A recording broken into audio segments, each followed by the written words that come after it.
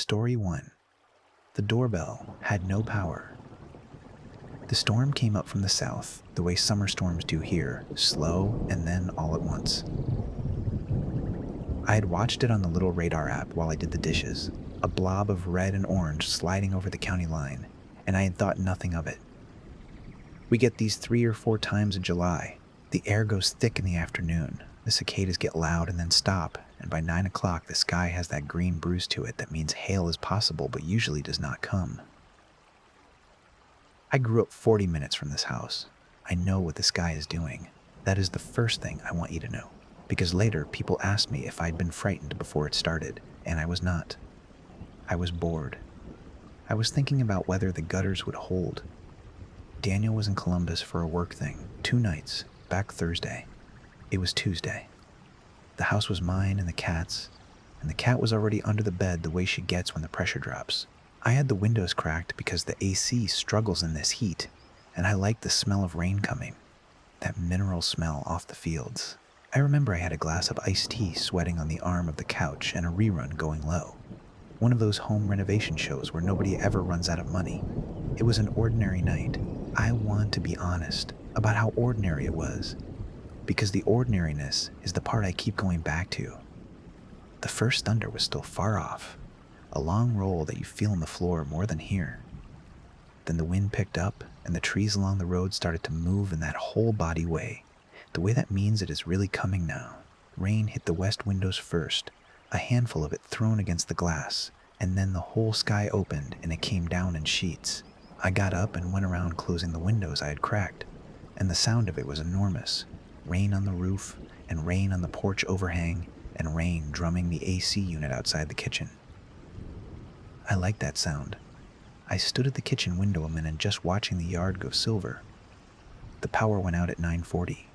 I know the time because the microwave clock was the last thing I saw before everything died, and it read 9:40, and then it did not read anything. The TV cut. The little lights on the router and the cable box cut.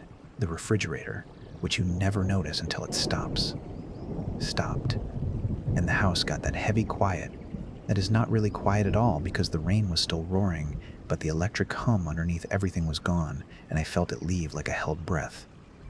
I was not worried. The power goes out here in storms. It is a rural line and a tree comes down somewhere, and half the township goes dark for an hour or 3. I have candles in the sideboard and a good flashlight in the drawer by the stove and a lantern in the garage if it went long. I found my phone on the couch, turned on the flashlight, and went to get the candles. The screen said 9:41, and I had 61% battery, which I remember because I made a note to myself to be careful with it, not to burn it up on nothing in case the outage went all night and I wanted to be able to call the co-op in the morning. I lit 3 candles on the kitchen counter and 2 on the coffee table. The house looked nice like that, honestly. Soft. The rain kept coming. I texted Daniel, "Power's out. Big storm. I'm fine." And it sent, so the towers were still up even if the line was down. He texted back a thumbs up and then, a second later, "Want me to stay on the phone?" And I said no. "Save your battery and mine. I'm gonna read by candlelight like a pioneer woman." He sent back a laughing face. That was the last easy thing that happened that night. That laughing face, and I did not know it. I settled on the couch with a flashlight and a paperback, and I got maybe 4 pages in. Then the doorbell rang. I want to be very precise about this part because it is the part nobody understood when I told it, and it is the part I understood too late. Our doorbell is electric. It is one of those white plastic buttons by the front door, wired into the house, and it makes a 2-note chime from a little box in the upstairs hall. It is not one of the camera ones that people have now. It is a dumb, cheap, hardwired chime, and it had rung its 2 notes clear as anything in a house that had no power. I sat there with the book open on my chest and I did not move. My first thought was not fear.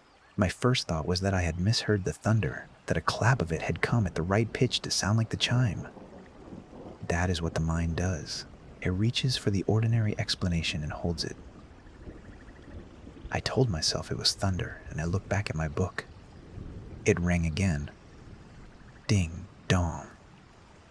The exact 2 notes. And under it, in the gap after the second note, before the next roll of thunder, I heard 3 knocks on the front door. Slow ones.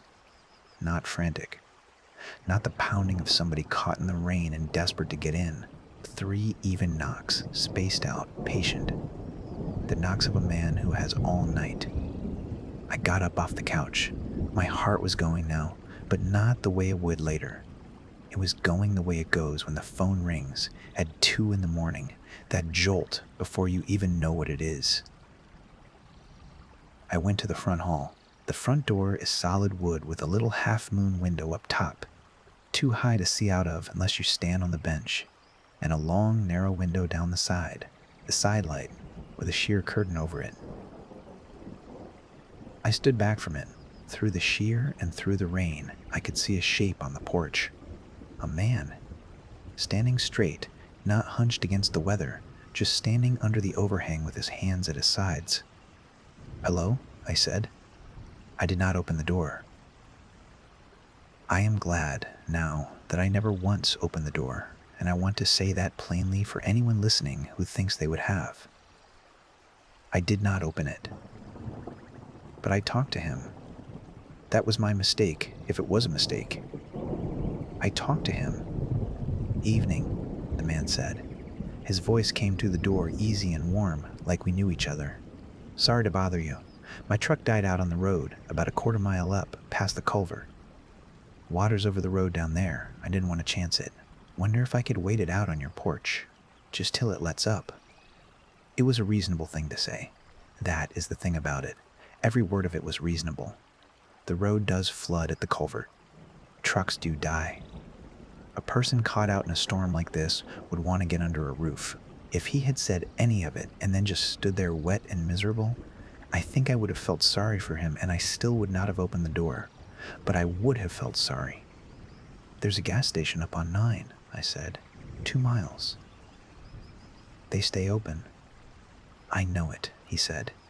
"Power's probably out there too, though. And that water's moving. I'd rather not walk it in the dark." A pause. "I won't be any trouble, ma'am. I'll sit right here on the step. You won't even know I'm here." I stood in the hall in the candlelight and I thought about it. The reasonable part of me was already halfway to yes sure, wait on the porch. It's a free country. You can't turn a man out into a flood. But there was another part, older than the reasonable part, that had gone very still and very cold. And that part did not have a reason yet. It just did not like it. It did not like the doorbell that had no power. It did not like how straight he stood. It did not like that he had said, "ma'am," which is a small thing, a polite thing, except that it is the word a person uses when they want you to think they are polite. "You can wait on the porch," I said finally. "I'm not going to open the door. My husband's asleep and I don't want to wake him. But you can wait under the roof till it lets up." Daniel was in Columbus. I told a stranger my husband was asleep upstairs. I have thought about that more than almost anything else. Somewhere in me, before I knew anything, I had already decided to lie about being alone. "That's kind of you," the man said. "Real kind. I'll just sit." And I heard him sit. I heard the boards of the porch take his weight, a long, slow creak, and then settle. I stood in the hall a while longer, listening. The rain kept on. Thunder walked back and forth across the sky. After a few minutes, I made myself go back to the living room, but I did not sit down. I stood at the front window instead, off to the side where the curtain would hide me, and I looked out at the porch. He was sitting on the top step with his back to me, facing the yard, facing the rain. A big man, or a tall one, in a dark jacket that did not look wet. That was the second thing my cold, still part noticed, and my reasonable part explained away. His jacket was not wet, but he had been under the overhang, I told myself. He had gotten to the porch before the worst of it. The overhang is deep. Of course he was not soaked. The reasonable part is very good at this. It works fast, and it works all night, and it will explain away everything right up until the moment it cannot. I texted Daniel. "There's a guy on our porch. Truck died, waiting out the storm. Not letting him in, obviously. Just FYI. The 3 dots came up right away. Then Daniel, what? Call the sheriff. Don't wait. Then, is the door locked? I checked. I texted back. Door's locked. Deadbolt 2. He's just sitting on the step. I'll call if it gets weird. Daniel, call now. I'm calling them myself. I texted, don't. They'll take an hour in this. And I don't want lights and sirens if he's just some poor guy. Let me watch him. I don't know why I said that. I think I did not want to be the woman who overreacted. I think that is the most ordinary and stupid reason in the world, and it is the true one. I watched him. He did not do anything. He sat and looked at the rain. Every so often, the lightning would flare, and I would see the whole yard flat and blue for an instant. The fence, the mailbox leaning the way it leans, the 2 ruts of the driveway running with water, and him sitting there black against all of it. And then it would go dark again, and I would have to wait for my eyes to find him. He never turned around. For a long time, he never turned around, and I started to relax. The way you do, the body cannot hold fear forever. It gets tired. It wants to believe the thing is over, even when the thing is not started. Then he spoke, and he did not raise his voice, but I heard it through the window glass clear, as if he were in the room. You should get the tea off the arm of the couch, he said. It'll leave a ring. I did not move. I could not have moved. I looked at the arm of the couch where my glass of iced tea sat sweating in the dark, where it had been sitting since before the power went out, where no one standing on the porch with his back to the house and the sheer curtain drawn could possibly have seen it. How do you know that? I said. My voice came out smaller than I wanted. He did not answer that. He said, instead, still facing the yard, the window over there sticks. The one on the left. You have to lift it while you push or it won't go. You had it cracked earlier. You got it shut though. Good. The window on the left sticks. It is stuck since we moved in. You have to lift the sash while you push the bottom or it binds in the frame. Daniel keeps meaning to plane it and never does. It is the kind of thing you know about a house only if you live in it. It is the kind of thing you learn with your hands over 100 nights, not something you see from a porch.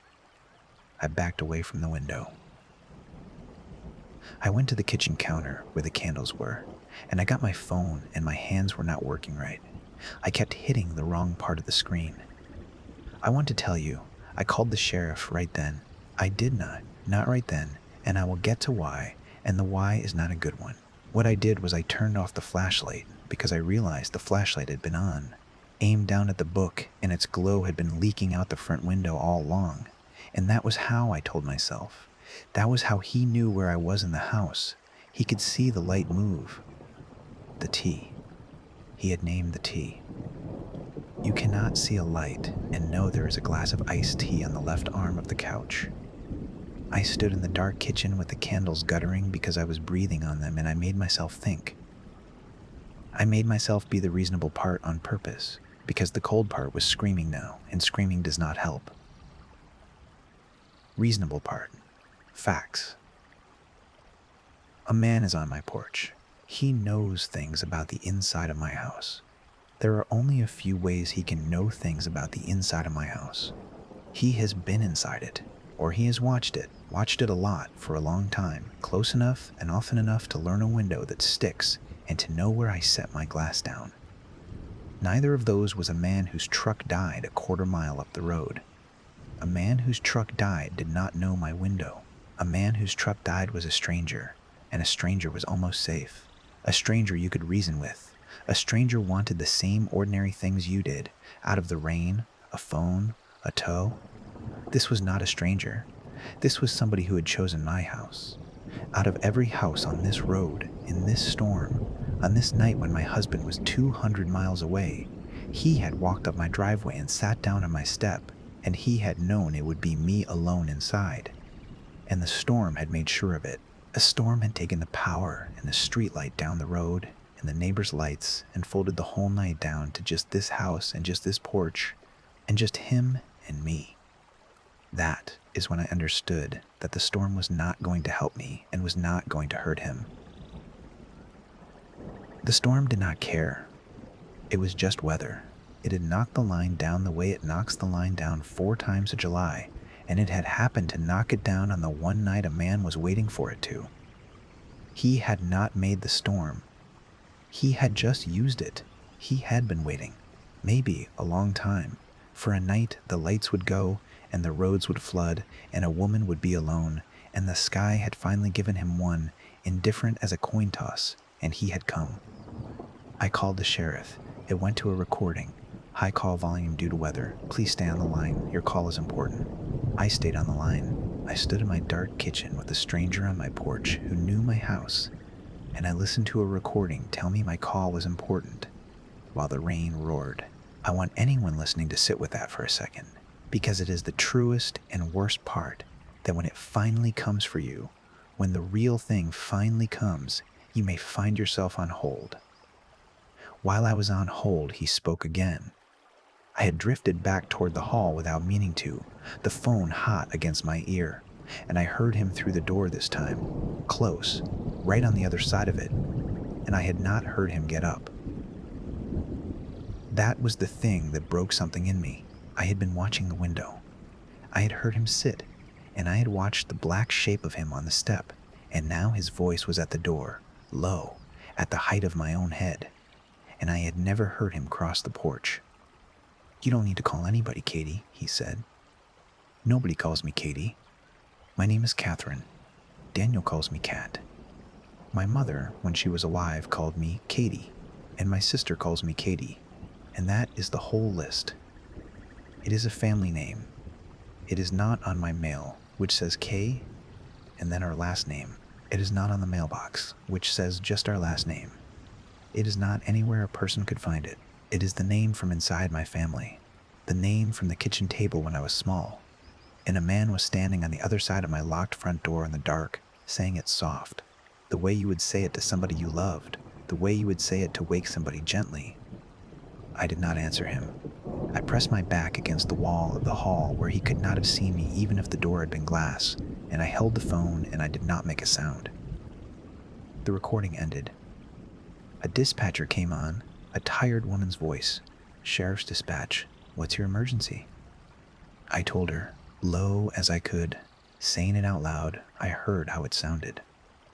"A man on my porch who has not broken in, has not touched the door, has said nothing threatening, has only asked to wait out a storm and then said your name."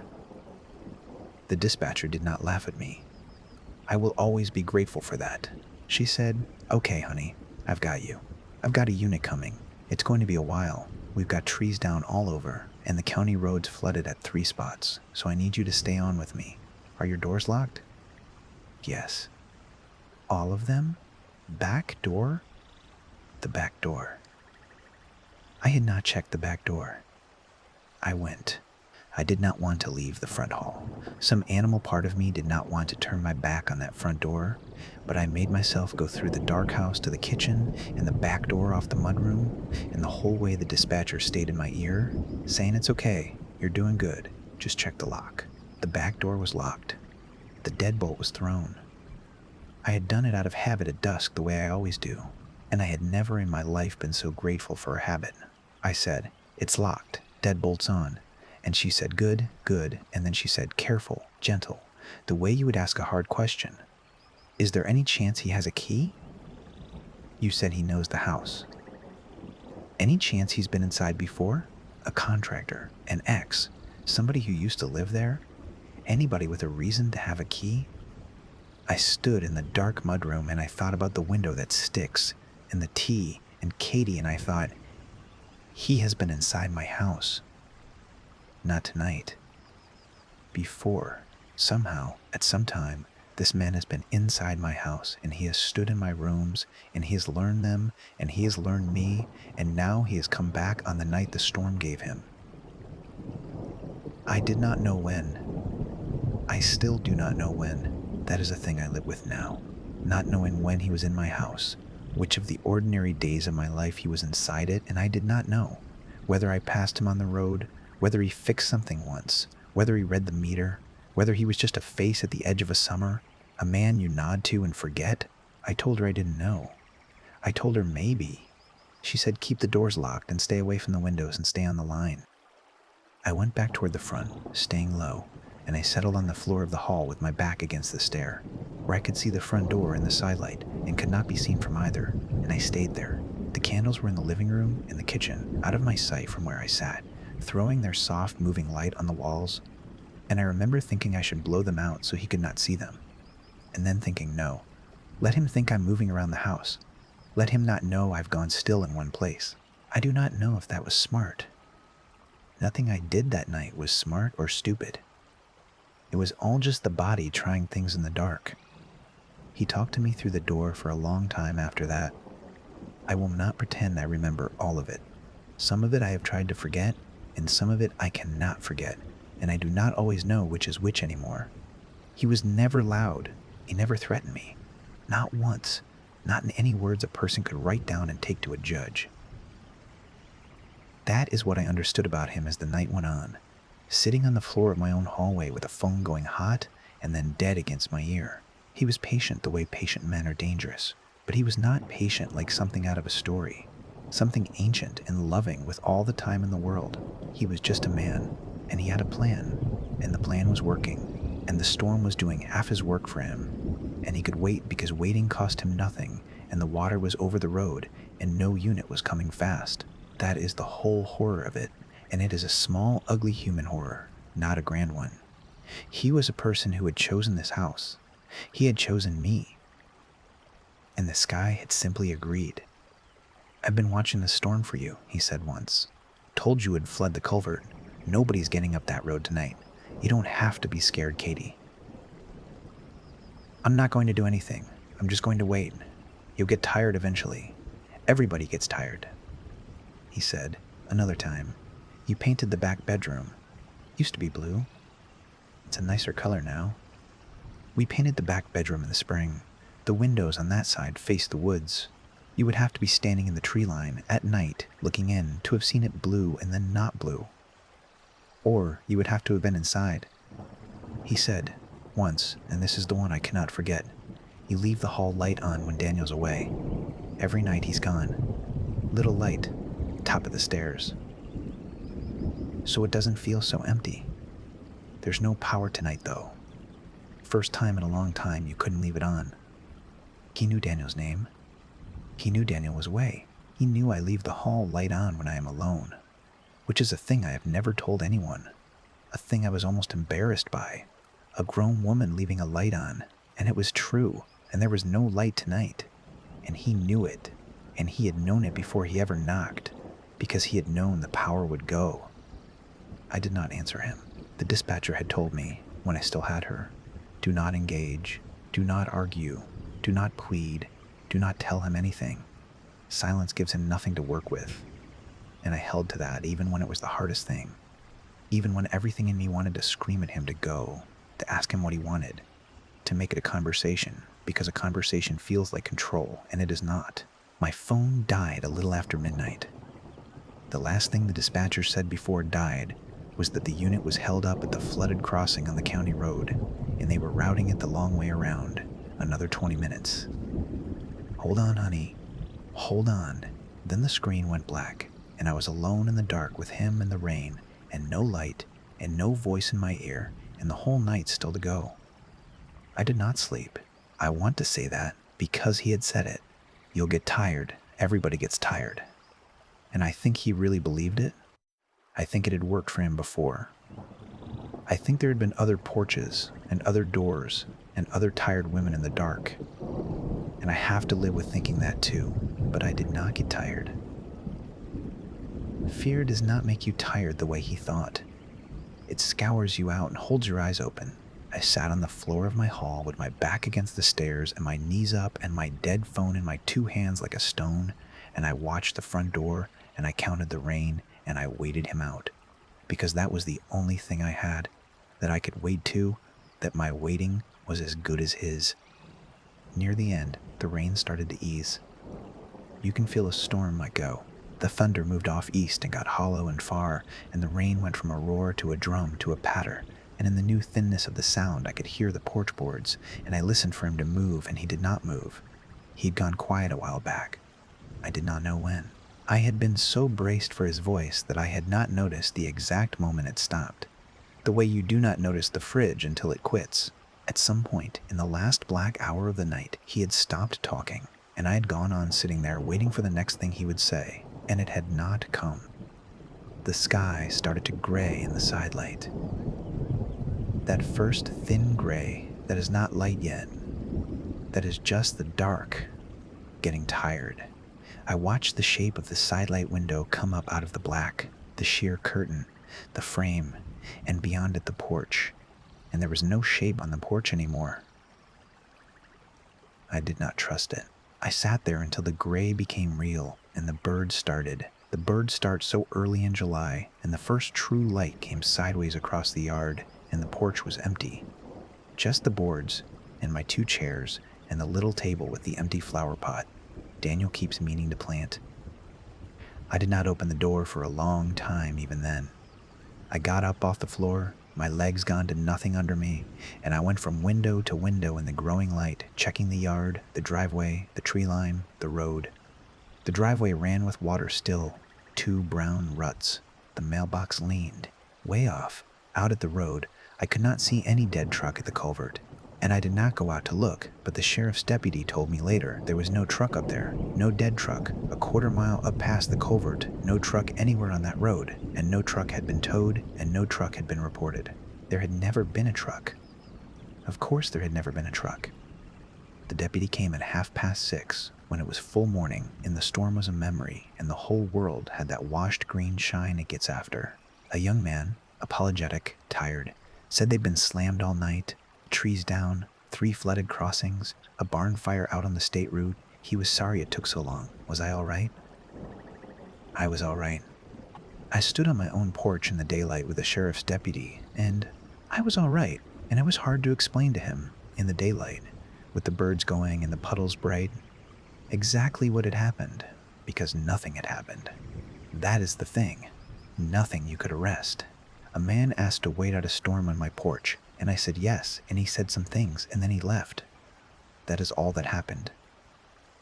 That is all that could be written down. But I showed the deputy the porch.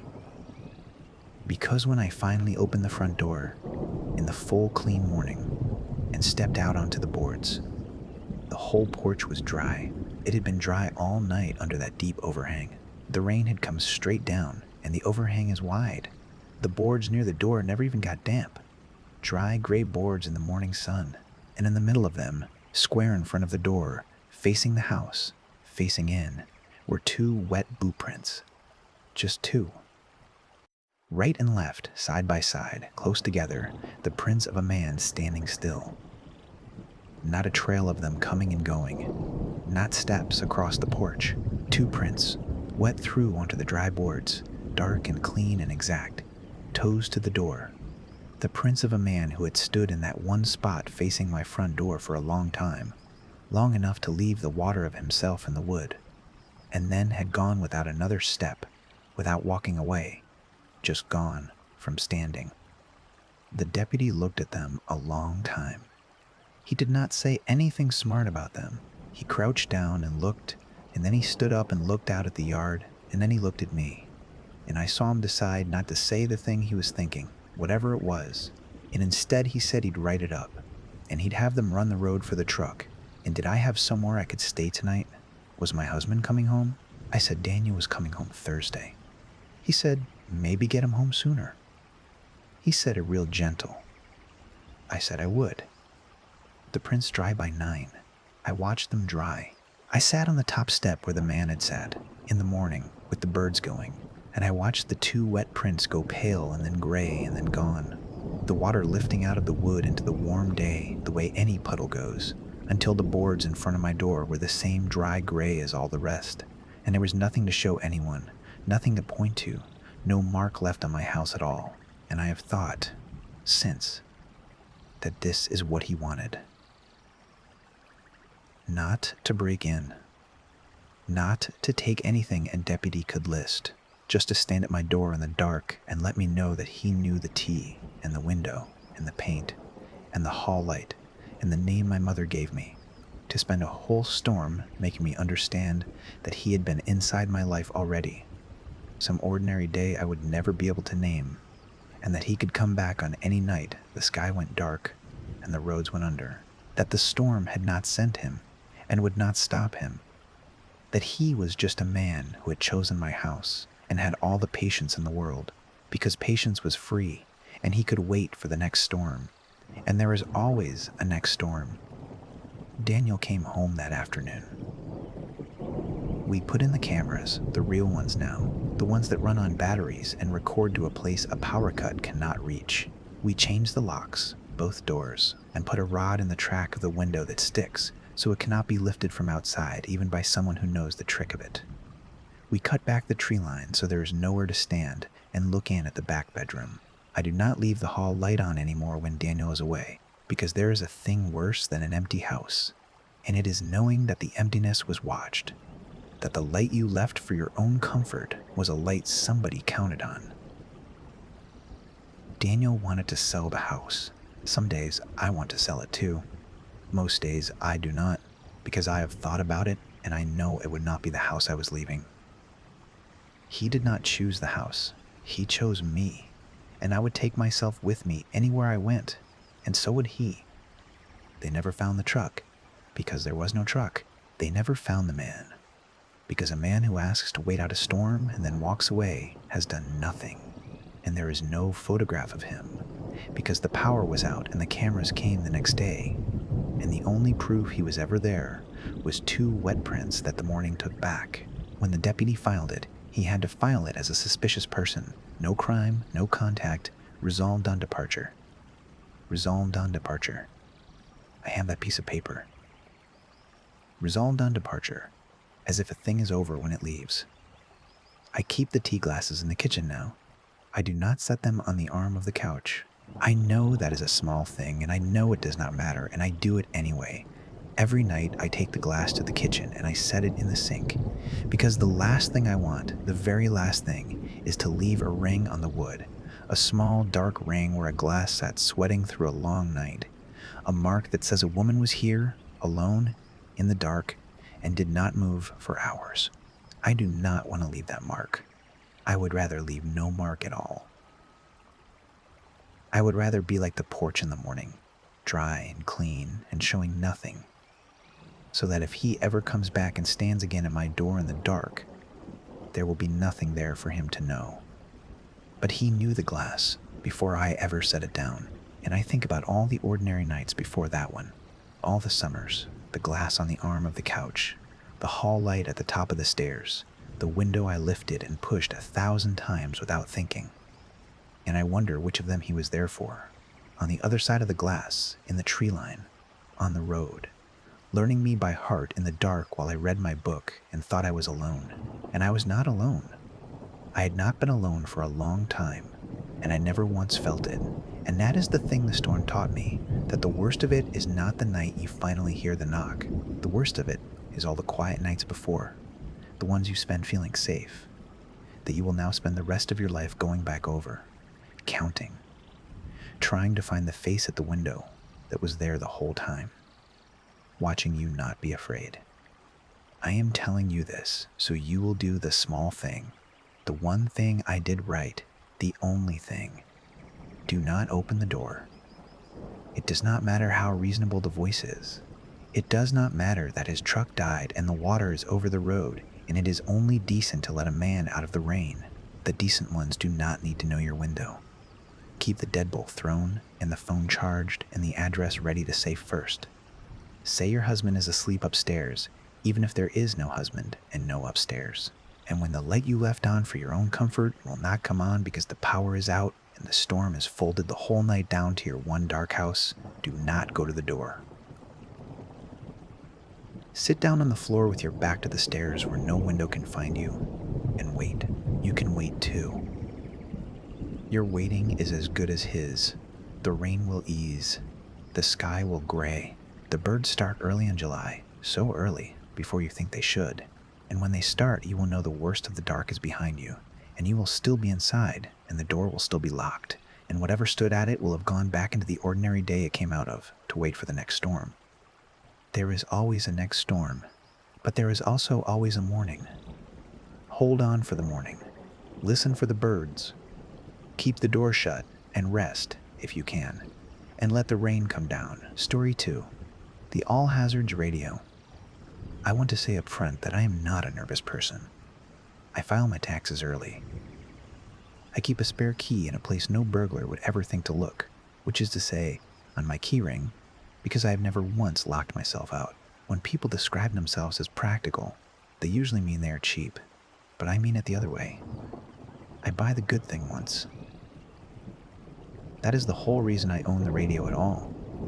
We had a derecho come through 2 summers ago, the kind of storm that does not bother with the usual courtesies of a tornado. No warning siren winding up, no green sky, just a straight wall of wind that walked across 3 counties and took the power with it for 6 days. I sat in my kitchen with a flashlight and a battery radio the size of a paperback, turning the little dial through static, trying to find a human voice that would tell me whether the worst of it was over or still coming. And I found nothing but a man in another city talking about a ball game that had obviously been rained out. And I decided, in the dark, chewing cold beans out of a can like a raccoon, that I would never be. So I bought the radio, a proper one, a NOAA weather radio. The kind they tell you to have, the kind that sits plugged into the wall in the corner of the counter and does absolutely nothing at all, for weeks at a stretch, until the National Weather Service decides your county needs to hear from it. You program it with your county's code, a little string of numbers called a same code, so it does not wake you at 3 in the morning to warn about hail in a county 2 hours away. It only speaks for your area. Warnings for your area, that is the phrase they use, on the box, in the manual, and I liked that. I liked that it would only ever concern itself with me. It has a green light when it is content and a red light when it is not, and when a warning comes in, it does this thing first before any voice. A tone. If you have never heard it, I cannot really describe it, except to say it is the sound of a machine clearing its throat before it says something you do not want to hear. A flat, loud, deliberately ugly tone, engineered by some committee to be impossible to sleep through. Then the voice. The voice is a computer, a text-to-speech voice, the same one they use for all of it, the same one that reads the marine forecast in a monotone, and the same one that tells you to move to an interior room on the lowest floor away from windows. It mispronounces the towns. It says the names of the little places out here the way a stranger reads them off a map. All the emphasis in the wrong spot, and I had gotten so used to that flatness that it had become, God help me, almost a comfort. A voice with no opinion about you, a voice that only ever wanted you to be safe. I am telling you all of this so you understand what I trusted. That is the part I keep coming back to. I trusted the flatness. The night it started, there was a real storm. And I want to be clear about that too, because later I spent a great deal of energy trying to convince myself the storm had been the whole of it. It was late June, and the heat had been building all week into that thick, held breath kind of air. And around 10 o'clock, the radio cleared its throat, the tone, and then the voice. And it read a severe thunderstorm warning for my county and 2 others. 60-mile-an-hour winds, penny-sized hail, the usual. Move away from windows, secure loose objects outdoors, fine. I have heard it 100 times. I got up and I brought the porch chairs in because that is what a practical person does, and I stood at the window watching the first real gusts throw the maple around, and I felt, honestly, a little thrill. There is a part of you that likes it. The part that likes to be told a thing is coming and to be ready for it. The radio ran through its warning, and then it did the thing it always does, which is, it repeats. It loops the alert 2 or 3 times for anyone who came in late, and then it hands back to the regular forecast, the monotone reading of tonight's low and tomorrow's high, and then it goes quiet again and the light goes green. I was waiting for the green light. I had the sound turned up because of the rain on the roof. And on the 3rd loop, it changed 1 word. The first 2 times it said, The National Weather Service and the regional office has issued a severe thunderstorm warning. The third time it said, the National Weather Service has issued a severe thunderstorm warning for the woman standing at the window in the yellow robe. I was wearing a yellow robe. I want you to sit with how small that is. It is nothing. It is a coincidence. A rational person laughs off. I did laugh, actually, out loud, alone in my kitchen. The surprised bark you make when a thing is too strange to be frightening yet.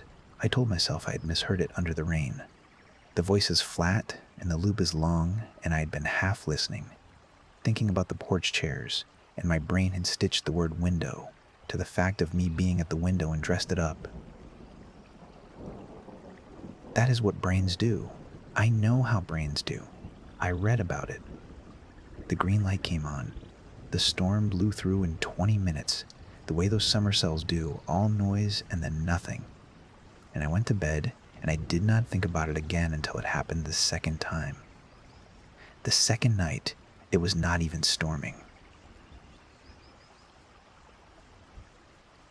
That is what I want you to understand about how it worked. Because if it had only ever spoken during storms, I could have kept the storm and thrown away the rest. But 2 nights later, the sky was clear and close and starless, and the radio cleared its throat at 11:40, which surprised me because there was nothing to warn about. I checked my phone. No watches, no warnings, the little map all cool and calm, and the voice came on, that same computer voice, that same broken clock flatness, and it said, the National Weather Service has issued a special weather statement for the following area. The kitchen. The subject is standing at the counter. The subject has left the burner on under the kettle and has forgotten it, as she did on the 14th and again on the 2nd. Residents in the affected area should take action to protect life and property. I had left the burner on under the kettle. I turned around and looked at it, the little blue ring of flame under the empty kettle I had put on for tea, and then walked away to answer a text, and I turned it off. And I stood there with my hand on the cold knob, and I did not laugh this time. I want to be honest about the sequence of what I felt, because I have gone over it so many times that it is worn smooth. First, I felt caught. That was the first thing, before the fear, before anything sensible. I felt the specific hot shame of a child caught being careless, because my mother used to say exactly that I would burn the house down one day, that I would forget my own head if it were not screwed on. And the radio had said, as she did, and it had the dates. And I do not keep track of the days I leave the burner on, but apparently something did. Then I unplugged it. Of course I unplugged it. I am practical. You pull the cord on a thing that is malfunctioning. I pulled the cord and the green light did not go off because these radios have a battery backup. That is the whole point of them. They are built to keep talking when the power is out. And so it kept talking on its 4 AA batteries in the dark in my hand while I stood there holding the plug like an idiot. Battery backup engaged, it said, pleasant as anything. The National Weather Service will continue to broadcast for your area. Rest assured, you are covered. You are covered. My mother said that too. She said it about the good insurance. She said it standing in the same kitchen with a casserole dish in her oven-mitted hands. Don't you worry, you are covered. And I took the batteries out. I took the batteries out and I set the radio in the bottom drawer under the dish towels. And I closed the drawer and I went to bed and I did not sleep. And the difference between the first night and the second night is the difference between a story you tell at a party and a thing you do not tell anyone at all. In the morning, it was gone. I mean, the fear was gone, the way fear is always gone in the morning, sanded off by coffee and sunlight and the enormous ordinary weight of a Tuesday. I took the radio out of the drawer. I felt foolish. I looked at it in the honest daylight, this cheap gray plastic thing with a Midland logo and a telescoping antenna, $41, and I thought about the man on the phone I would have to describe this to. The sensible man I had started seeing. Dale, who fixes HVAC systems and does not have a superstitious cell in his body. And I imagined saying, Dale, That is the part I cannot explain to people who have not lived alone for a long time. You put the batteries back in because a house with a dead radio in a drawer is a house that has admitted something, and a house with a working radio on the counter is just a house. It let me have almost a week. When it came back, it had gotten specific in a way that frightened me worse than the burner, because the burner I could dismiss as a smoke detector's cousin, some clever sensor, some coincidence of engineering. But there is no sensor for the things it said next. It cleared its throat on a Thursday, late, and it read a real flood watch first, a legitimate one. I checked. The creek was up and the low roads were closing, and it read it in the ordinary flat way, and I relaxed a half inch because ordinary was what I wanted. And then it looped, and on the loop it said, "Additional statement for the affected area. The subject spoke to the man named Dale for 51 minutes this evening and told him nothing was wrong. The subject has told no one that she has begun sleeping with the hall light on. The subject checks the driveway 40 and 50 times a night through the gap in the blinds she thinks no one can see her through. Residents are advised. There is no watch for what is actually coming. There is no watch for what is actually coming."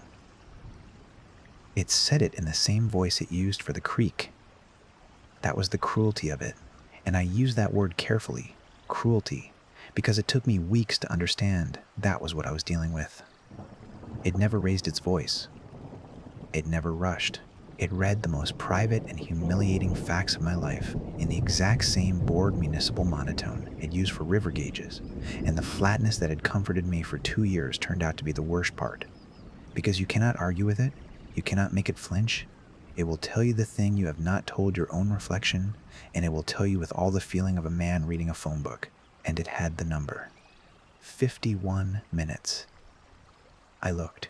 51 minutes, the call log said, and I had told Dale nothing was wrong, and I was sleeping with the hall light on, and I did check the driveway, and no one knew that, no one, because there was no one to know it, except it knew the small things. I bought a second radio, a different brand, a different store, 40 miles away, cash, as if the thing could be fooled by cash, and I brought it home in its shrink wrap, and I set it on the counter next to the first one, like a woman introducing a new dog to an old one. And I programmed the Fresh County code into it with my thumb shaking, and I unplugged the old one and put it out in the car, in the trunk, a clean radio. A radio that had never heard of me. That was my whole theory, you understand, that the sickness was in the machine, in that particular chip, that if I started over with a stranger, it would only ever read me the weather, like weather. I even felt something like optimism, wrapping the box up, the first optimism in weeks, the specific hope of a person who thinks she has finally found the loose board that the whole haunted house rests on. It let the new radio be honest for 2 nights. Real warnings, flat and dull and blessed. On the 3rd night, the tone cleared its throat. That same ugly committee-built tone, identical out of the new speaker as the old. And I stood very still, and the new radio, the clean one, the stranger, read a severe thunderstorm warning, and then it looped and it said, "The old unit is in the trunk of the car in the driveway. It can be heard faintly, still broadcasting, if the subject cares to go and check." And I went. Of course I went. Out into the wet dark in my robe, and I put my ear to the cold trunk lid. And there it was, muffled, patient. That flatness leaking up through the steel, the old radio talking to no one in a locked box, reading the weather to my spare tire. And I understood then, finally and completely, the thing I had been refusing since the yellow robe. It was not in the machine. It was never in the machine. The machine was only the mouth. It was attached to me, to the address, to the woman. And it would speak through any speaker I brought into the house, the way water speaks through any pipe you give it. And I could buy 100 radios, and it would simply have 100 mouths. And I stood in the rain with my ear against my own car, and I laughed the surprised bark of the first night. Except this time, there was nothing surprising left in it. And it was not a laugh. I did the reasonable investigation, because I keep telling you, practical. And being practical is the last thing to leave you. It holds on past sense, past dignity. It is still standing in the doorway, waving after everything else has run.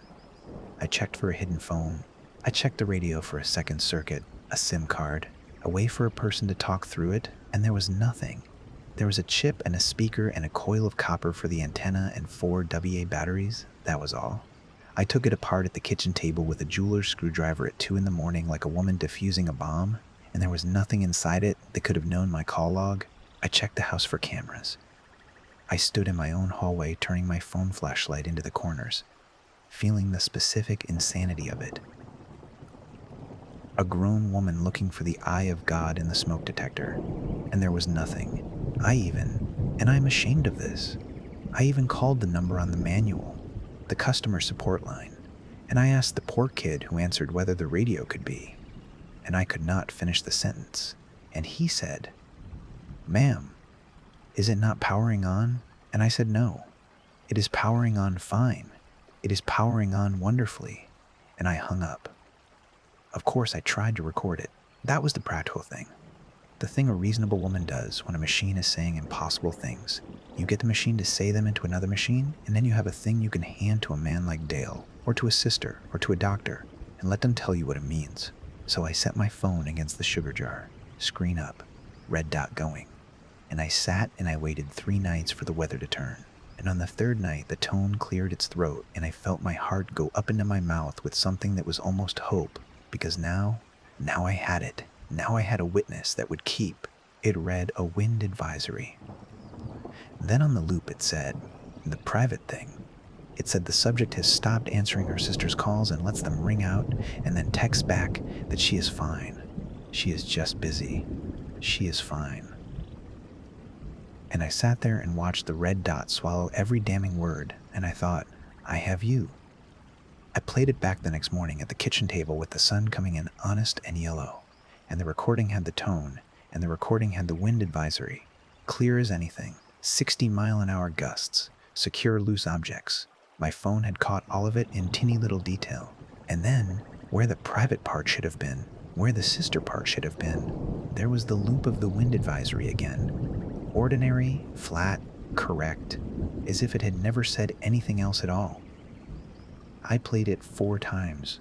I turned the volume all the way up and held the phone to my ear until my arm ached. It had scrubbed itself out of the record. Whatever spoke to me spoke only to me, in the room, in the moment, and left nothing on the tape but the true dull weather.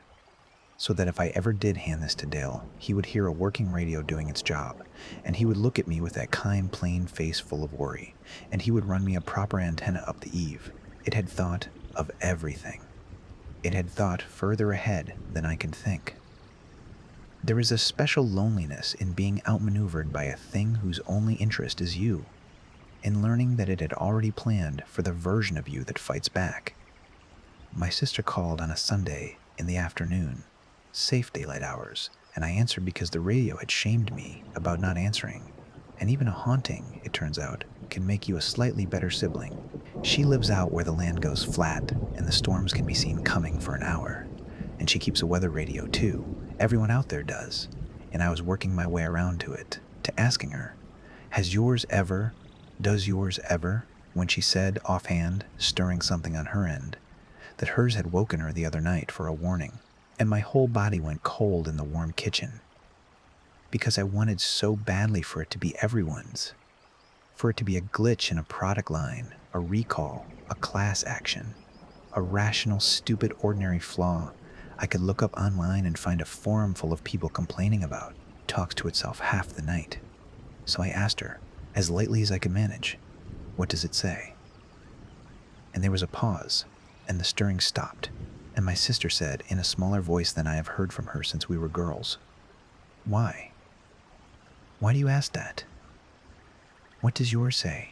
And neither of us answered the other.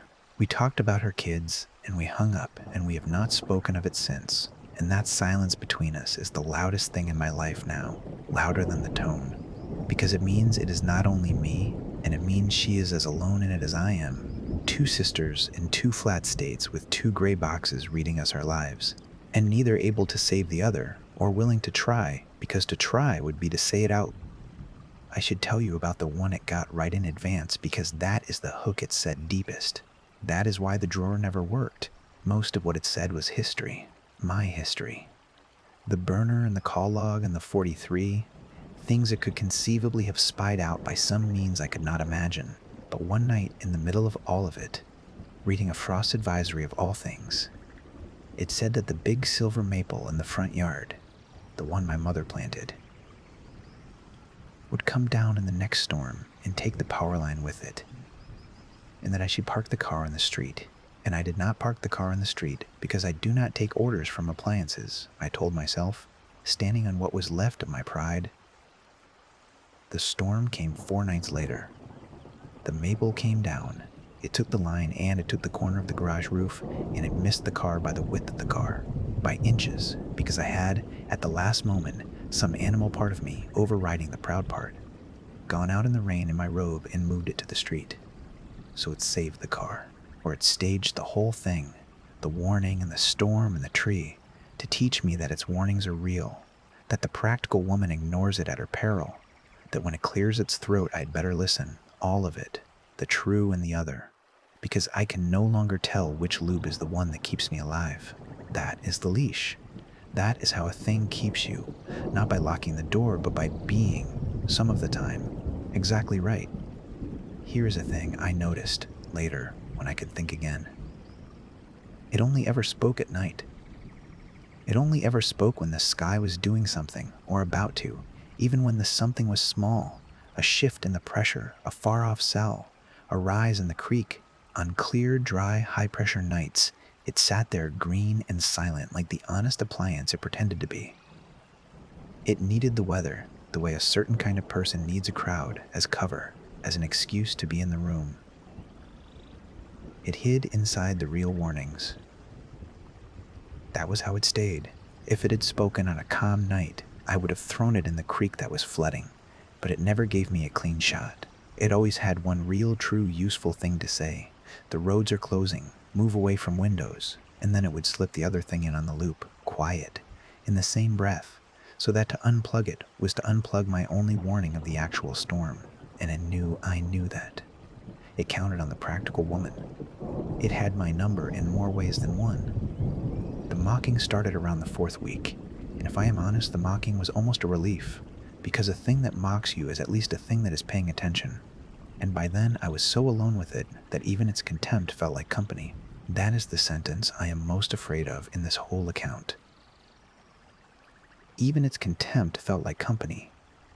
It began to repeat me. Not just describe me. Repeat me. I have a habit, everyone who lives alone has some version of it, of narrating my little tasks under my breath. Okay, keys, phone, okay, up we go. The small self-talk that keeps a quiet house from ringing. And it started saying them back. It read a wind advisory one night, and then it said in the flat voice, okay, up we go. Which is what I say to myself on the stairs. It is what my mother said, actually. Up we go. She said it lifting me. She said it lifting the laundry basket. She said it near the end, lifting herself out of the good chair with both hands on the arms. Up we go. And I had inherited it the way you inherit a nose, without asking, without noticing. And the radio gave it back to me on the stairs one. It knew the sound of my grief before I did. It told me one night, reading a heat advisory, that I still had my mother's number in my phone under Mom, and that I had not been able to delete it in the 11 months since. And that once a week or so, I open the thread and look at the last thing she sent me, which was a picture of nothing. A blurry picture of her own thumb she sent by accident and never followed up on because 2 days later she was in the hospital, and then she was not anywhere. And the subject has read the following message: 0 new times and 43 old times. 43. I would not have known the number. It knew the number. It always had the number. It read me my own life back with the timestamps on. And there is a particular horror in learning that your most private aches have been counted, that someone has been keeping the books on your loneliness, ticking off each time you looked at a blurry photograph of your dead mother's thumb. 43, and thought no one would ever know. I tried to leave. I need you to know I am not the woman who stays. I packed a bag one night, a real bag, and I got in the car, and I want to tell you, I drove to Dale's or to a motel or to my sister's 3 states away.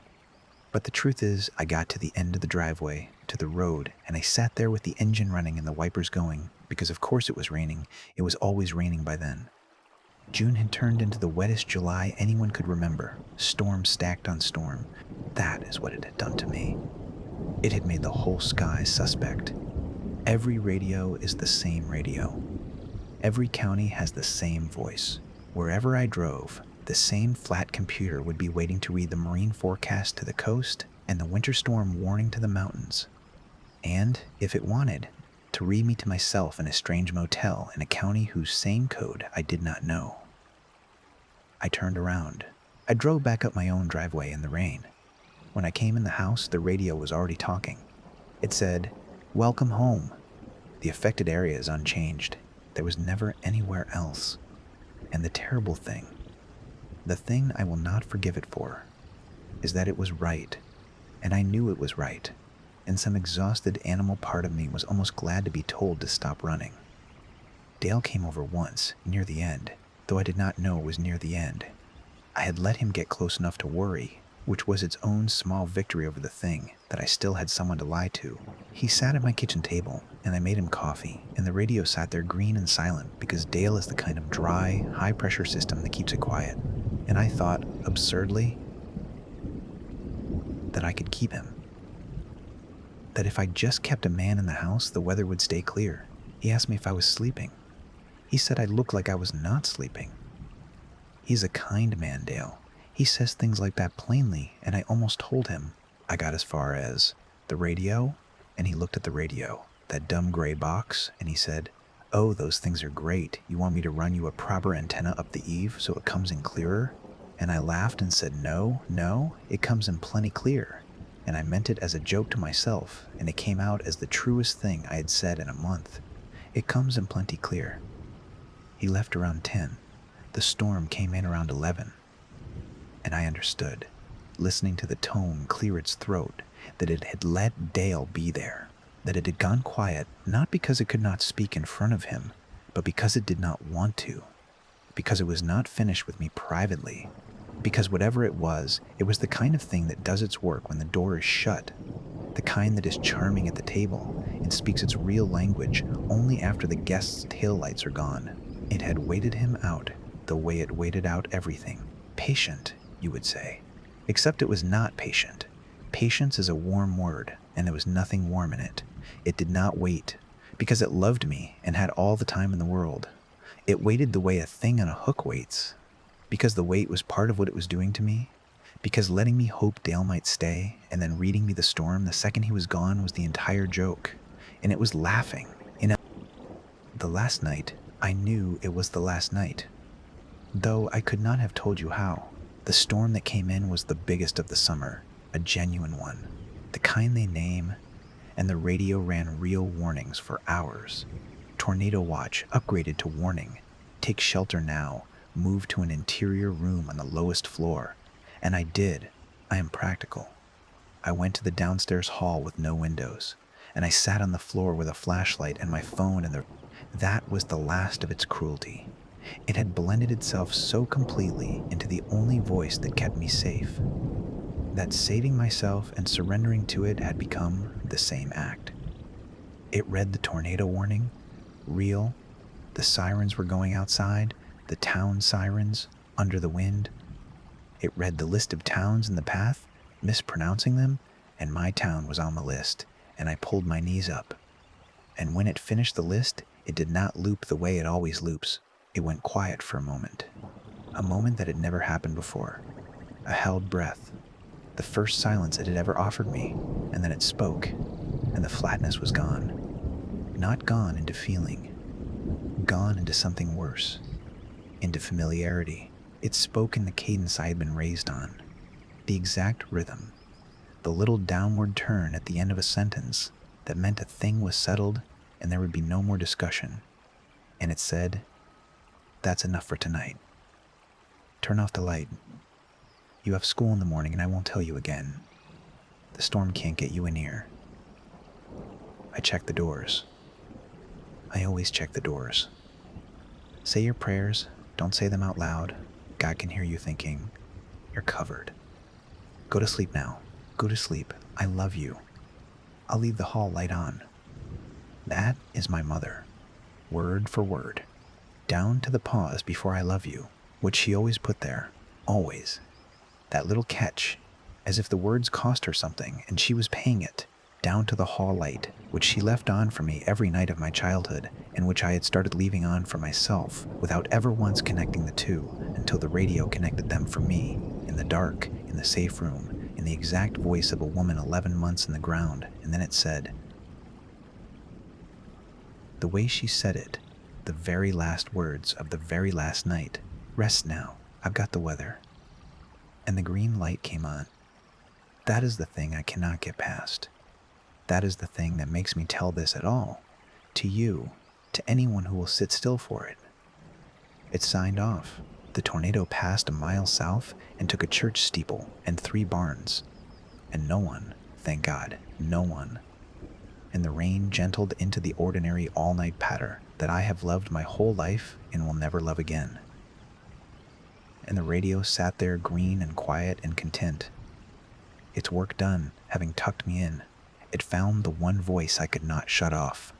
It went looking through 11 months of the most closely guarded grief a person can carry, and it came back wearing my mother, and it used her to tell me goodnight. And the worst of it, the very worst, is that I slept. For the first time in a month, I lay down on the hall floor with the storm going soft, and my dead mother's voice still hanging in the air, and I slept like a child who has been told the doors are checked. I still have the radio. People ask me why. The very few people I have told. They ask it the way you ask why anyone stays anywhere they should not, with that little tilt of the head. And I do not have a good answer, only a true one, which is that I have tried the drawer, and I have tried the batteries out, and I have tried the end of the driveway, and none of it is leaving. And a radio on the counter is at least a radio on the counter. It has been quiet for a while now. We are in a dry stretch, high pressure, the kind of long, flat summer stillness that used to bore me and that I now guard like something breakable. But I know how this works. I understand the arrangement I did not agree to. It only ever speaks when the weather turns. And every night, on the news, on my phone, I watch the little maps, the cool colors sliding in from the west, the greens and the yellows and the reds, the fronts and the cells and the long lines of storm walking across the counties toward mine. And I think about how they are always coming, how there is no summer without them, how the sky is a thing that cannot be locked or reasoned with or... I keep the good radio. I bought it once, the right way, because I never wanted to be ignorant in the dark again. I am so much more ignorant now, but I'm never in the dark. The hall light is always on. It leaves it on for me, and when the tone clears its throat, late, under the rain, I get up, because it might be the true storm, it might be the tornado, it might be the one real warning that saves my life.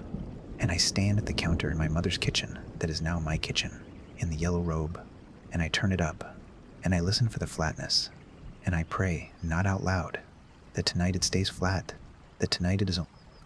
It always knows what I am wearing. Rest now, it tells me, when it is done. Go to sleep. I've got the weather. And I do. God forgive me, I always do. Story 3. The water over the road. I want to tell this the way it happened, which means I have to keep slipping into the present, because part of me is still out there. That is the honest thing to say before I start. Part of me never got off that road, and when I talk about it, the tense goes wrong in my mouth, and I stop being a woman remembering and start being a woman driving. Bear with me when that happens. It happens. It was the last week of July.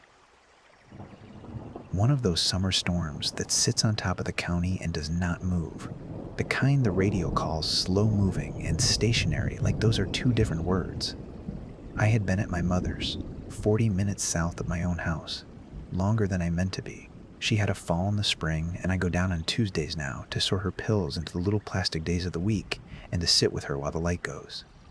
I stayed too late. That is the first ordinary thing, the thing I keep circling back to. If I had left at 8 like I meant to, if I had not let her tell the story about my father and the boat one more time, I left at 9:40.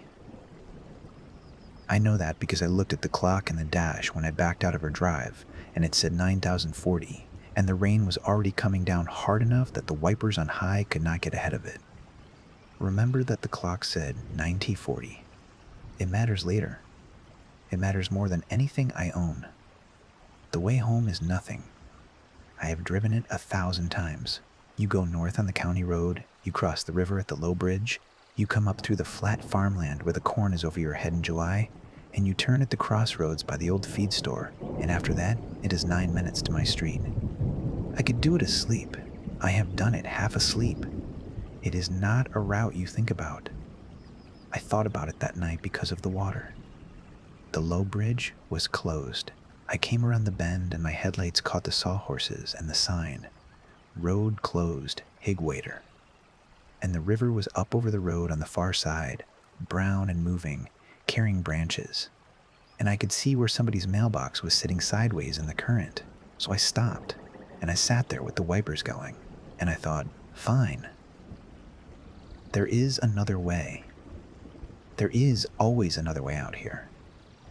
You go east a couple of miles and take the Hollis Road Bridge, which is higher, and it dumps you back onto the county road above the flooding. I want you to notice how calm I was.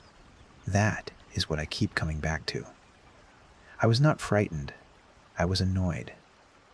I was thinking about whether I had left the porch light on and whether the milk would be off by the time I got in. I backed up. I took the turn east. The rain did not change. I noticed that later, that it did not change, but I did not notice it then because rain is rain and you are not keeping notes. Hollis Road is a farm road, no lines painted on it, the corn right up to the shoulder on both sides, so it is like driving down a green hallway with the top open to the black sky. My lights only reached so far into it. The water was standing in the low spots, and I went through it slow, feeling the car pull, feeling that little grab the wheels get when they are not sure they have the ground. And then the road came to a stop sign, and the stop sign was at a crossroads, and there was the old feed store on the corner with its dead sign and its dark windows, and I sat there with my foot on the brake and I thought, that is not right. That is the crossroads by the feed store. That is where I turn to go home. That is west of the bridge. I did not drive back west. I drove east. I sat there a second. Then I decided I had gotten turned around in the corn, which is easy to do. Everything looks the same. And here I was at my own crossroads early, which meant the flooding had cost me nothing at all. Good. I almost laughed. I turned right, toward home, toward my street, and I drove the 9 minutes.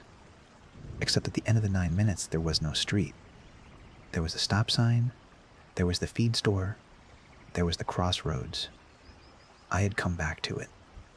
Now I will tell you the exact feeling, because I have never been able to describe it to anyone in a way that lands, and maybe writing it down, I will get it. It is not fear, not yet. It is the feeling of a stair that is not there in the dark. Your foot goes down and the floor is lower than your body swore it would be. That drop, that little sick lurch of the world being 1 inch off from where you put it. I turned right for home and home was not at the end of the turn. The crossroads was. I stopped the car in the middle of the empty intersection. No one was coming. No one was ever coming, I would learn, but I did not know that yet. And I sat there with my hands at 10 and 2 like a girl taking her test. I picked up my phone. The map app was open.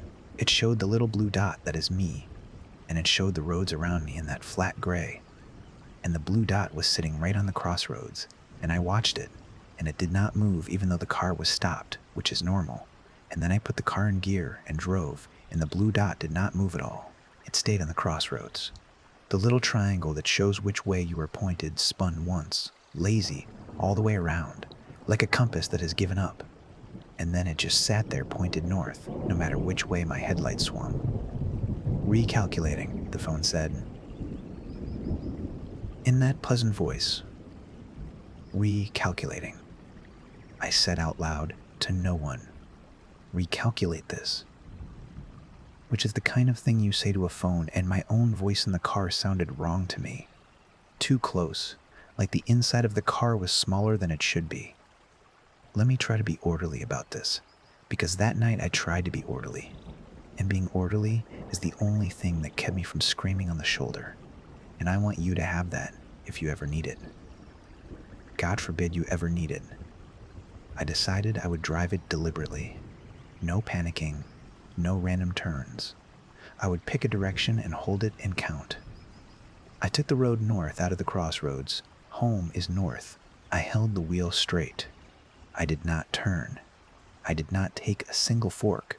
And where there were no forks, I just kept the corn on both sides and the wet road under me. And I counted the seconds. And I got to a number in the low hundreds. And the corn opened up, and there was a stop sign, and the feed store, and the crossroads. North brought me back.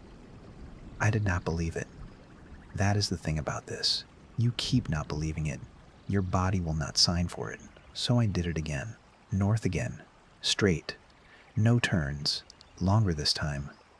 I got past 400 counting, my voice getting flatter and flatter. 398. 399. 400, 401, and the corn opened up. Feed store, crossroads, the same dead sign hanging at the same tired angle. I tried south, same. I tried east, which is how I had gotten there in the first place, and I paid attention this time.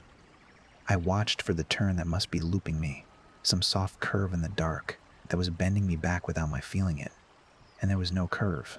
The road ran dead straight. I could see it run straight in my lights, straight as a rifle, and it ended at the crossroads. West. The crossroads. I want to tell you about the crossroads itself now, because I got to know it the way you know a room you are locked in. 4 roads. The feed store on the northwest corner, long dead. Grover Feed and Seed in letters that had lost half their paint. The windows boarded from the inside, so they were just black. A grain silo behind it. A fat, pale shape against the sky when the lightning came. And the lightning came a lot, but never any closer. Always the same distance off to the west, lighting the same clouds. A telephone pole in the southeast corner leaning maybe 10 degrees, with a transformer on it. And I remember thinking, if I could just get to a house with a light, I would be fine. And then thinking there were no houses. There had never been a single lit window the whole time. Only the corn and the dark in this one dead corner. And the water. There was water standing in the ditch on all 4 sides, and the rain drummed on it. And every so often the wind would push a sheet of rain across my windshield, and for a second I could not see the feed store at all. And then it would come back. Exactly the same. I looked at the clock in the dash. 9:40. I had been driving for what felt like 45 minutes. I had counted to 400 twice. The clock said 9,040. I told myself the clock was broken. Cars do that. A clock glitches. It means nothing. But my phone was in my hand, and I turned it over, and the phone said 9,042. And then while I watched, hoping, praying almost, for the little 40 to tick over to 41, it did not tick. It sat there. The 2 dots between the 9 and the 4 blinked. The way they do, on and off, on and off. So time was passing, time was clearly passing, the little dots were counting it, but the number would not move. That was the first time I was afraid. Not the loop, the dots. Time going by and the clock refusing to admit it. I understand now that those are 2 different things, that a clock is a promise, and the promise had been quietly broken, and the little blinking dots were the road smiling at me while it did it. I put the phone face down on the seat because I could not look at it. The gas gauge. I looked at the gas gauge, and it was a hair under half a tank, which is about what it should have been leaving my mother's. And I thought, all right, half a tank. That is real. That is time. That is a clock.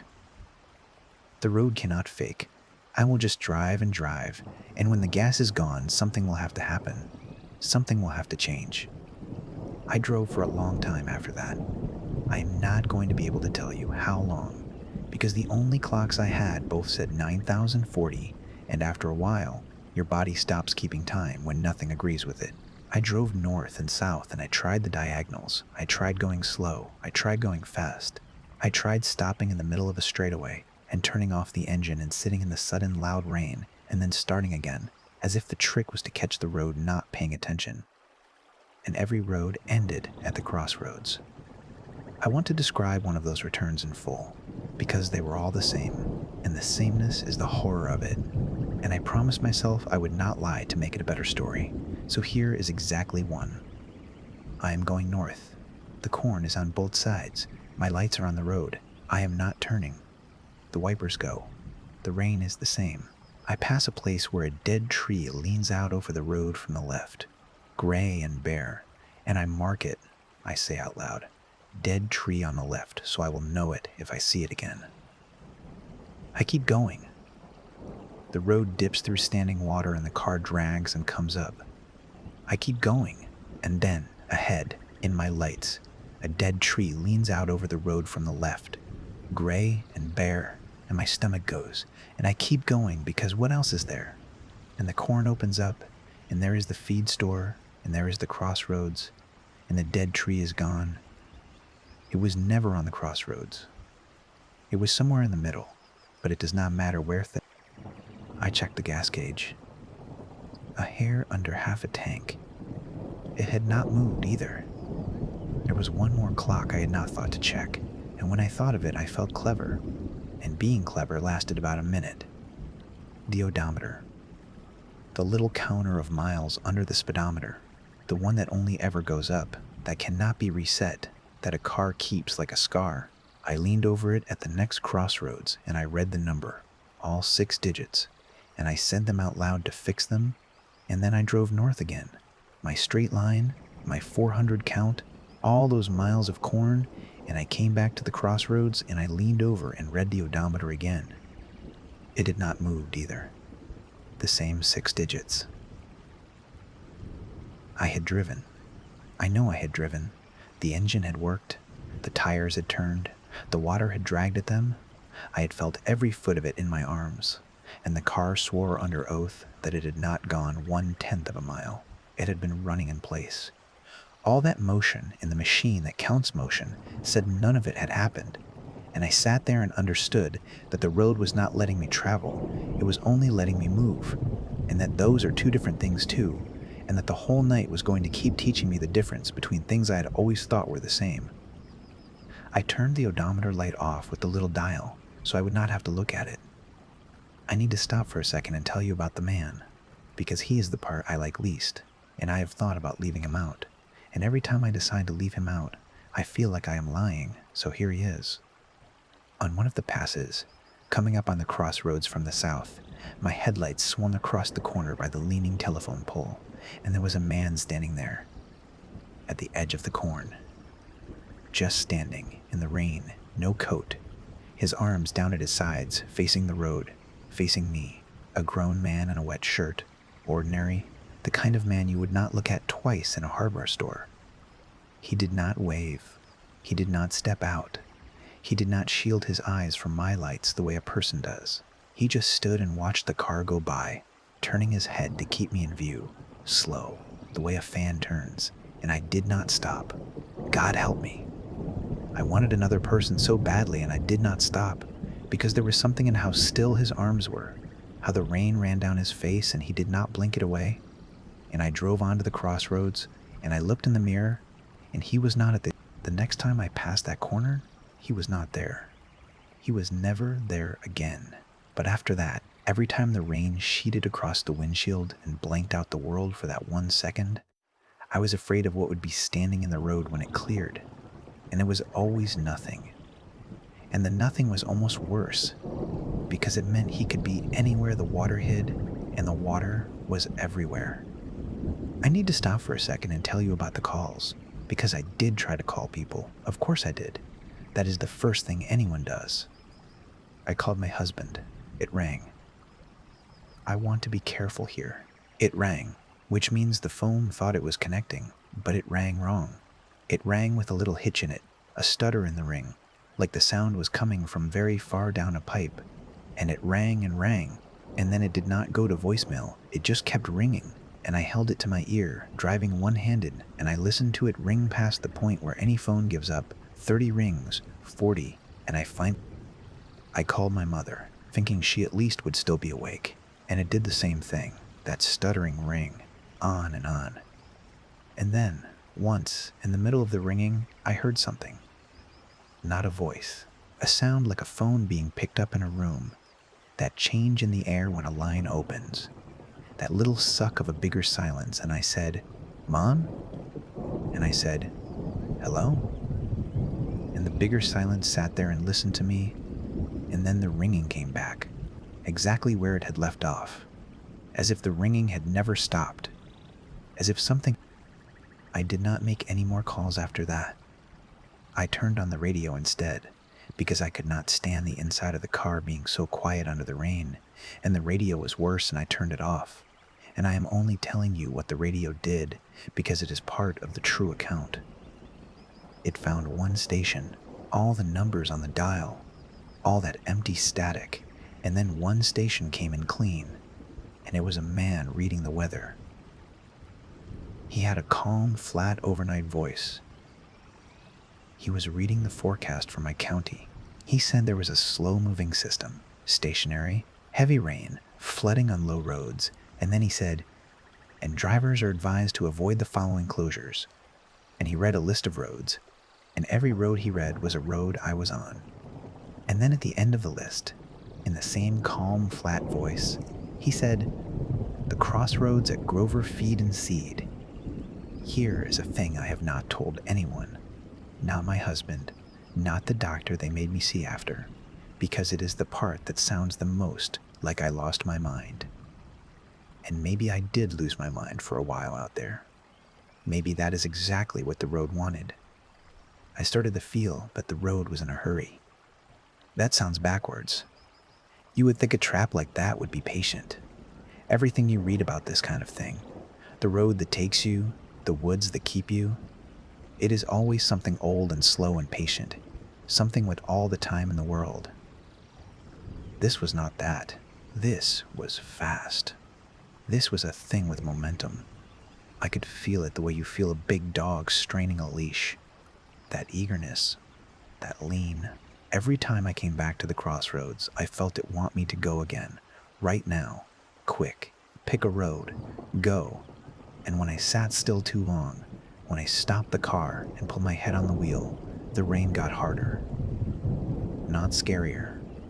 Harder. Impatient. Drumming faster on the roof like fingers on a table. Go. Go. As if the whole point was the motion. As if it fed on the driving itself. On me choosing a road and committing to it and being wrong. Over and over, faster and faster. And it could not get enough of it. And it did not want to wait. So I did the opposite. I stopped. I pulled the car into the middle of the crossroads, dead center, and I put it in park. And I turned off the engine. And I sat in the ringing dark with the rain coming down, and I said, out loud, in the flattest voice I could hold, "No. I am not driving. I will sit here until it is light." And the rain came down harder. And the dashboard clock, which was off, which should have been black because the engine was off, glowed. Just the clock. 9,040. The little dots blinking. And I understood, sitting there, that it was never going to be light. That there was no light coming. That the storm off to the west was going to throw the same lightning on the same clouds forever. That the sky was a painting. That 9:40 at night in the last week of July was the whole world now, and the only door out of it was a door the road was holding open for me, saying, "Go, go, drive, choose, come on, we do not have all night," when of course it had exactly all night. It had nothing but night. It was... I do not know how long I sat. Long enough that the fear burned down to something colder. Long enough that I started to make deals. I will just live here, I thought. I will sleep in the car. People do, and then I would remember. There was no sleeping in place with no time, no morning to sleep toward, and the deal would fall apart in my hands. And then I saw the taillights. Ahead of me on the north road, the road home, two red taillights sitting there in the rain. A car. Another car stopped a little way up the road toward home, its lights on, waiting. I cannot tell you what that did to me. Another car meant another person. Another person meant I was not the only one. Meant there were rules I did not know, but somebody might. Meant a face, a voice that was not a phone stuttering down a pipe. I started my engine. I did not even think about it. All my resolve about sitting still gone in 1 second because there were taillights, and I pulled toward them. And they pulled away. Not fast, not fleeing. Just as I came up on them, they eased forward, keeping the distance, the way a car does when it is letting you follow it, when it knows the way and wants you behind it. So I followed. I thought, they know a way out. I thought, thank God. Thank God. Somebody who has been here longer than me and figured it out. I stayed on those taillights like they were the last thing in the world. We drove. I do not know how far. The taillights led me north, and then they took a turn I had never seen. A turn that was not there before. I swear it was not there in all my 100 passes. A little road off to the right, through a gap in the corn. And I took it because they took it. And the road behind that gap was different. It was gravel. It climbed a little. And I thought, yes, this is new. And the gravel road curved. And at the top of the curve, the taillights stopped. And I stopped behind them. Close now. Close enough to see the shape of the car in the rain. And it was a small car, a sedan. And something about it turned the water in my stomach to ice before my mind caught up. Because I knew the shape of that car. I knew the exact set of those taillights. I had looked at that. It was my car sitting in front of me. The same model, the same year, the little dent in the left rear from the grocery cart. I could see the dent, and the wipers on the other car were going at the same speed as mine, in time with mine. And I sat there behind myself on a gravel road that did not exist. And the brake lights of the car in front of me brightened the way they do when a foot presses down a little harder, and then they eased. And then they brightened, patient. The rear window was just rain and dark. I did not follow it any further. I backed down that gravel road so fast I put 2 wheels in the ditch and had to rock the car out, engine screaming, mud flying. And when I got back to the main road, the gap in the corn was gone, sealed up, corn where the turn had been, and I drove and I did not care which way, and the corn opened up, and there was the feed store, and there was the crossroads, and I was so glad to be back at the crossroads. I put my head down on the wheel and I cried in a way I have not cried since I was a child, ugly and loud, and the rain matched me, drumming, going, go, go, go. And I said, I can't. I don't know how. Just tell me how. And I think that was the closest I came to giving it what it wanted, whatever that was, because for a moment the rain softened, almost kind, almost like a hand on the back of the neck, there, and I felt myself start to nod off, felt the seat get soft under me, felt the 90/40 want to become a place I could lie down in and stop, and it was so tired. I was so tired. What saved me was the milk. I know how that sounds, but I had this thought, small and stupid and stubborn and completely mine, in the middle of all that. The milk is going to go off. I left it on the counter. It is going to be sitting out warm, and under that thought was the whole rest of it. The porch light I did not know if I left on. The load of towels in the dryer I meant to fold. My husband asleep with the TV going. The 1,000 small, dumb, warm, ordinary things on the other side of 9 minutes of road. And they were mine. They were real. They were happening right now in a house where the clock said something other. I thought, it wants me to drive. Every version of driving has failed. Every road ends here. So I will not take a road. There was water in the ditch on all 4 corners. Standing water, deep, the kind you are taught your whole life not to drive into. Turn around, don't drown. 6 inches will float your car, all of that. The road only ever gave me the road, and the road only ever gave me back the crossroads. But the water was not a road. The water was the thing the road was built to keep me away from. The bridge had been closed because of high water. The whole night had started with water over a road. So I aimed the car at the deepest part of the ditch on the north side, toward home, off the pavement entirely, into the flooded field beyond, into exactly the thing every instinct said would kill me, and I put my foot down. The car hit the water, and the water came up over the hood, and I felt the wheels lose the bottom, and felt the whole car start to lift, and slew sideways, floating, the way they warn you. And I kept my foot down, and the engine roared, and water came in around the doors, cold around my ankles, and the corn was gone. And then the wheels touched. They touched and grabbed, and the car lurched and climbed, streaming, water pouring off it, up out of the ditch on the far side, up a slope that had no business being there, and the headlights swung up and caught something with a straight edge, something square, a shape that was not corn and not a feed store. And it was a mailbox, and painted on the side of the mailbox, I was on my street. I was on my street, water sheeting off the car, the engine coughing, and there was the Hendersons' house with their porch light on, and the Kowalskis' basketball hoop, and the street light that has been out for a month. Out, dark, familiar, ordinary. And I drove down my own street with my hands shaking so hard I could barely hold the wheel. And I turned into my own driveway, and I put the car in park, and I looked at it said 10,031. It moved. I sat and watched it, and it went to 10,032. I cannot tell you what that number did to me. I sat in the driveway in my flooded car and watched the clock count, and I would have watched it all night, every ordinary minute of it. But I made myself stop, because I was home, because the milk, because all of it.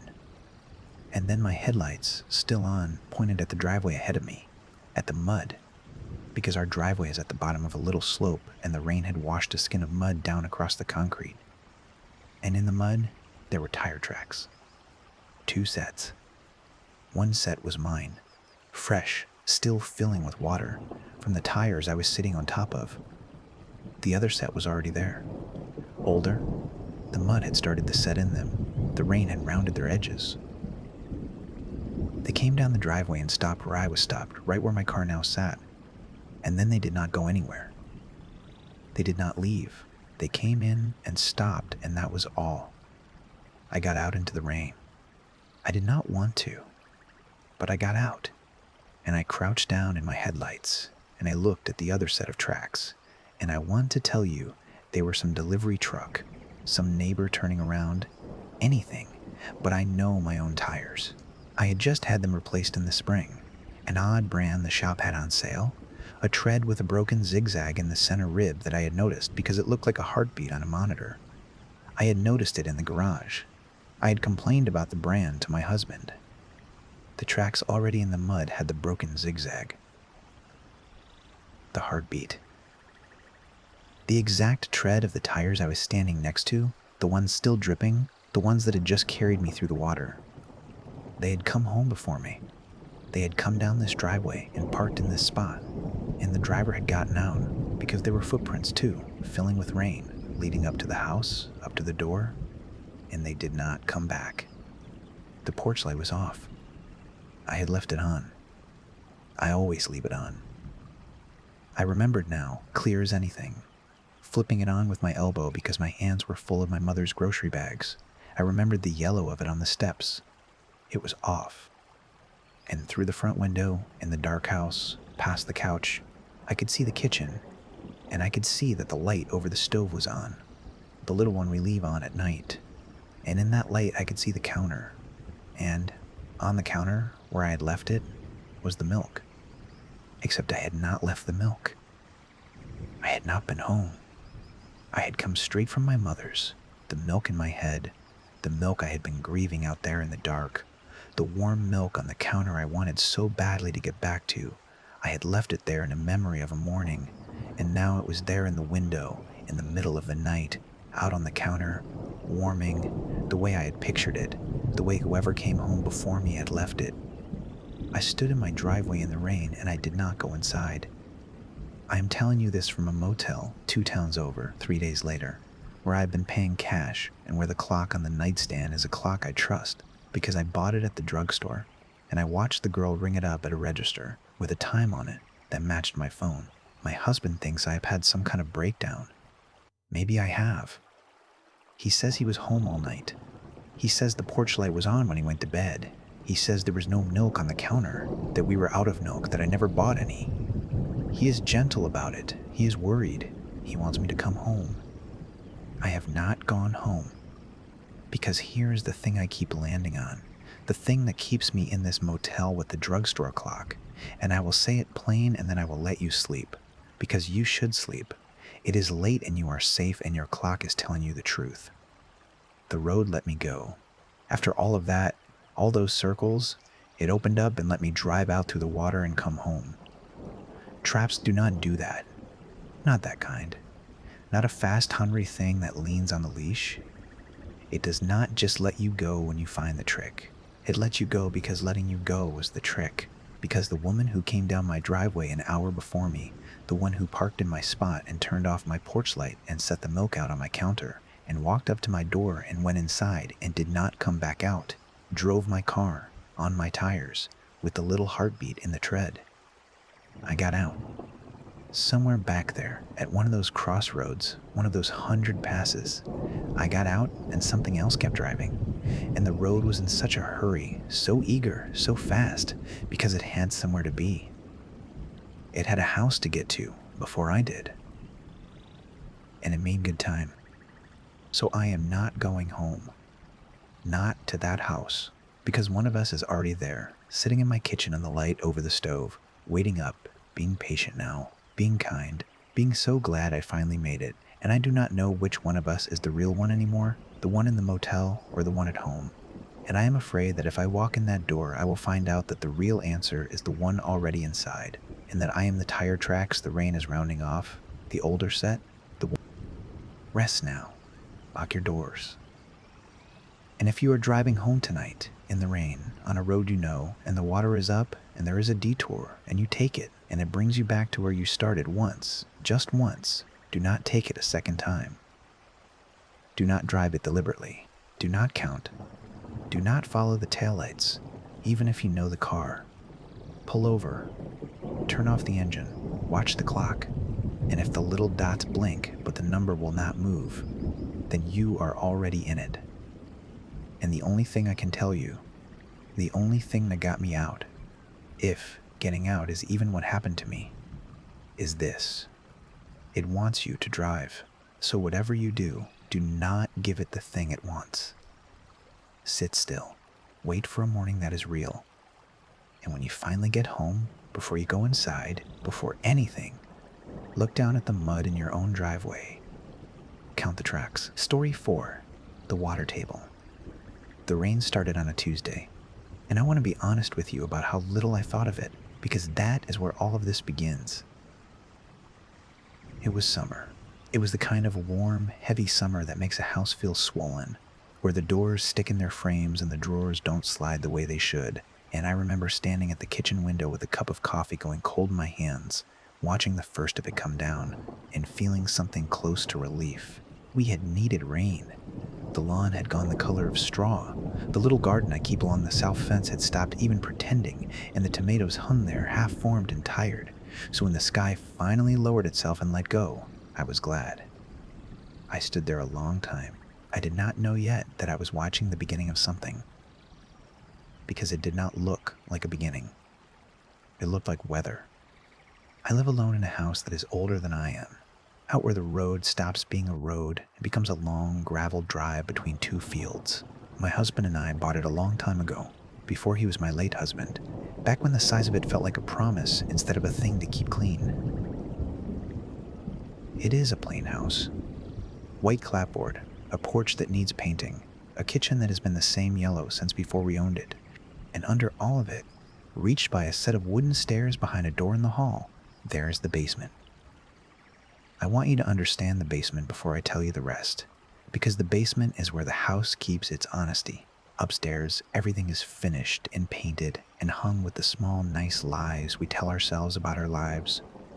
Downstairs, it is just what it is. Concrete floor, poured rough. Stone walls that sweat in August. A furnace, a water heater, shelves of things I have not looked at in years. And in the far corner, low in the floor where the ground wants to come in, a pit. A sump pit, a round hole cut down into the concrete, lined with black plastic, with a pump sitting in the bottom of it that is supposed to turn itself on when the water rises and push it back out through a pipe into the yard.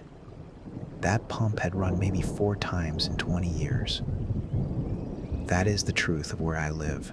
The ground is low here, lower than the fields around it, and every so often, in a hard spring or a wet fall, the water table comes up under the house and the pit fills and the pump wakes and does its work and goes quiet again. It is an ordinary thing. It is plumbing. I had come to think of it. On the rare nights I heard it hum on as the house clearing its throat. By Thursday, the rain had not stopped. Not slowed, not paused, not the way summer storms do, where the sky opens and empties itself in an hour and then the sun comes back embarrassed. It just kept on, a steady, patient falling, day into night into day. The sound of it on the roof going from a comfort to a fact, to something I stopped being able to hear because it was always there. The gravel drive turned dark and shining. The fields stood in sheets of gray water. The gutters gave up and let it pour straight off the eaves and ropes. And on Thursday night, lying in bed with the window cracked because the heat still hadn't broken, I heard the sump pump come on downstairs, that low, wet hum, and then the gurgle of the pipe carrying water out into a yard that had nowhere left to put it. I remember thinking, good, do your job, and I went to sleep. It ran again, around 3. I know because I woke and lay there in the dark listening to it, the hum, and then the pause, and then the hum. And I remember being glad of it in the drifting, half-asleep way you are glad of a thing working in the night while you don't have to. That is the last night I remember being simply glad of anything. Friday I went down to look, because that is what you do. You go and look. The stairs are steep, and the light down there is a single bulb on a pull chain, and I stood on the bottom step with my hands still on the rail, and looked across the concrete to the pit in the corner, and the water in it was high. Higher than I had seen it, right up near the lip of the pit, black and still, and the pump sitting somewhere under it doing what it could. There was water on the floor too, a thin sheen of it spreading out from the low corner, catching the light. Nothing alarming, an inch, less than an inch, the kind of thing you sigh about and put down some old towels for. I put down some old towels. I stood there a minute longer than I needed to though, and I did not know why. And I want to tell you about that minute, because it is the first thing I cannot explain. The water in the pit was still. I mean, it was very still. The pump was running. You could hear it, that hum, and you could see the outlet where it should have been pulling. And water that is being pulled that moves, it dimples, it turns, it shows you the work being done to it. This water did not. It lay in the round mouth of the pit like something set, like a thing poured and left to cool. And the surface of it held the reflection of that one bulb without a single tremor. I told myself the pump had shut off just as I came down. I told myself a lot of things on the stairs that week. I went back up and I made my dinner and I listened to the rain. Saturday, the water was over the floor. Not a sheen now, an actual skin of it. Cold when I stepped down in my socks and had to go back up for boots. Maybe 2 inches at the low end, thinning to nothing by the stairs. The furnace stood in it, and I unplugged what I could reach and moved the boxes I cared about up onto the higher shelves, and the whole time I worked I was aware of the pit in the corner, the way you are aware of a person standing in a room behind you. I did not want to look at it. When I finally did, the water in it was black and level, and it was, if anything, calmer than the water on the floor. The floor water moved. It had little currents where it ran off the uneven concrete, little wandering edges. The pit water did not move at all. It sat inside the moving water like a held breath sits inside a sentence. I called the plumber Saturday afternoon. He did not answer. His voicemail said he was swamped, and then it made a small joke about the weather, and I understood. Everyone with a basement in this county was calling him. The whole low green country was filling up like a bowl left out in the rain, and I was one voice in it, one flooding basement among hundreds. And there was a strange comfort in that, in being ordinary, in being part of a thing that was happening to everyone.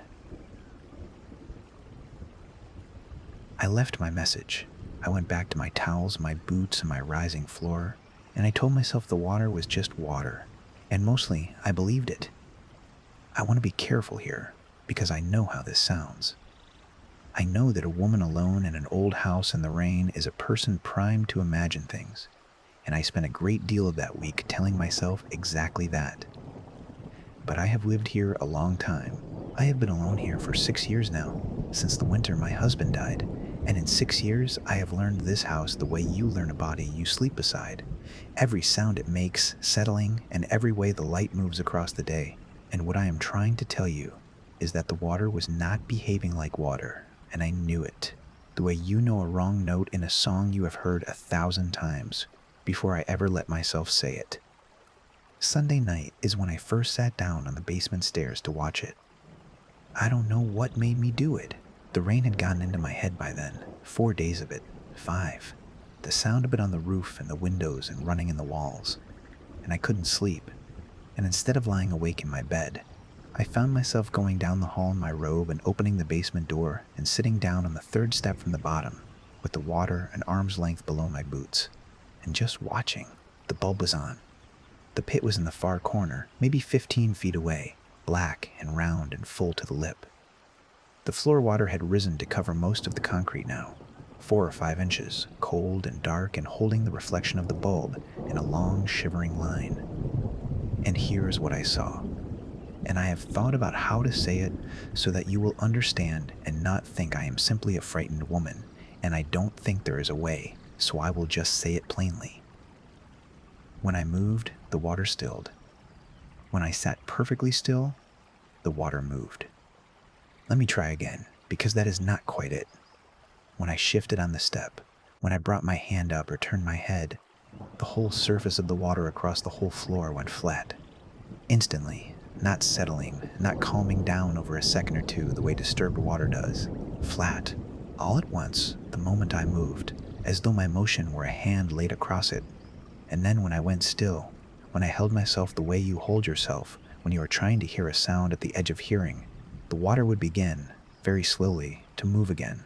A long, low swell would come across it, from the corner where the pit was, out toward the stairs, toward me, and reach almost to the bottom step, and stop, and draw back, and come again, slow as breathing, slow as something very large turning over in its sleep a long way down.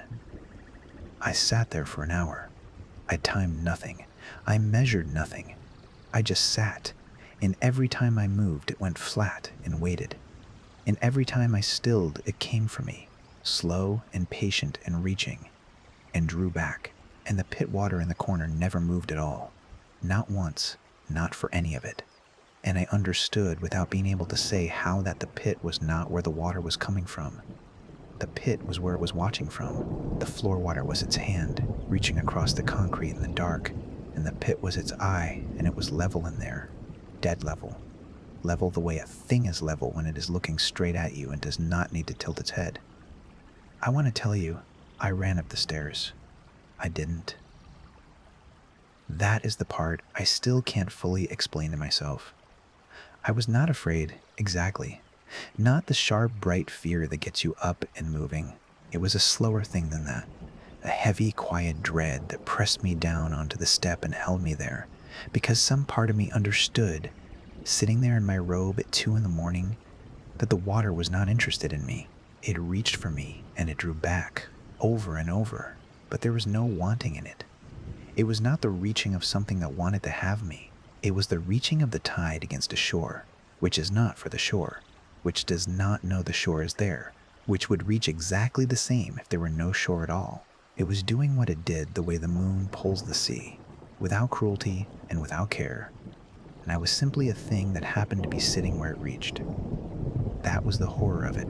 And I mean that word, though I have tried to find a smaller one. It was not that something in my basement wanted me. It was that something was in my basement. Something vast and slow and utterly without regard. And it had come up under my house the way it comes up under everything. And my house and I were nothing to it. Less than nothing. A place its edge happened to touch on its way to being everywhere. It did not hate me. It did not love me. It did not know me. And that indifference, that great flat level indifference lying in the corner of my own basement, was worse than any hatred, because you cannot bargain with the tide, and you cannot frighten it, and you cannot matter to it, and it will come and it will go on its own slow schedule, and it will not once in all of that take any notice of you at all. I went back up. I closed the basement door. I did not lock it, because a lock is a thing you use against something that wants in, and I understood by then that it was not trying to get in. It was already in. It had been in the ground under the house the whole time, all 20 years, all the years before that, lying low under the water table, and the rain had only raised it up to where I could see it. The lock would have been for me, to make me feel better, and I was too tired to lie to myself that particular way. Monday, the plumber called back. I have thought a great deal about that call. He was a good man, tired and kind and up to his knees in everyone's flooding all week. And he told me over the phone the things you would expect. That the water table was the highest it had been in 40 years. That half the county was pumping day and night. That my pump was probably undersized for a rain like this and I should not worry. It would recede when the rain stopped. It always did. And if I wanted, he could come out Thursday or Friday and take a look. But honestly, ma'am, he said, honestly, the best thing you can do is wait for it to quit raining. And I said, thank you. And I almost told him. I had it in my mouth. The thing about the water going still when I moved. And I heard myself in advance. Heard how it would sound. The woman out on the gravel road who lives alone and has been in the rain too long. And I said thank you. And I hung up. And I did not tell him. I have wondered since whether that was pride or mercy. Whether I was protecting myself or protecting him. And I think now it was neither. I think I did not tell him because I already knew there was nothing he could do. Because you do not call a plumber about the ocean. My sister called that same evening, Monday, and I want to tell you about that call because it was the last ordinary conversation I had that week, and I have held on to it the way you hold on to the last warm thing in a cold room. She lives 2 states, east, in a city, in a condominium on a 4th floor, where the water can never come up to her. And she called the way she calls, with the television going behind her, and a glass of something in her hand, and she asked me how I was holding up in all the rain she'd seen on the news, and I told her about the basement, the ordinary version, the version that was true and also nothing, the pump and the 2 inches and the plumber who couldn't come till Thursday, and she made the sounds you make, and she said I should get a hotel in town if it got bad, and she said, didn't I want to just sell that old place and move closer to her where things were dry and simple? And I laughed and said maybe. And the whole time she talked, I stood in the kitchen with the phone against my ear, and I looked down the hall at the basement door, and I could hear, under her voice and under the rain, that other sound, the slow swell and the draw, and I did not tell her. I could have. She would have listened.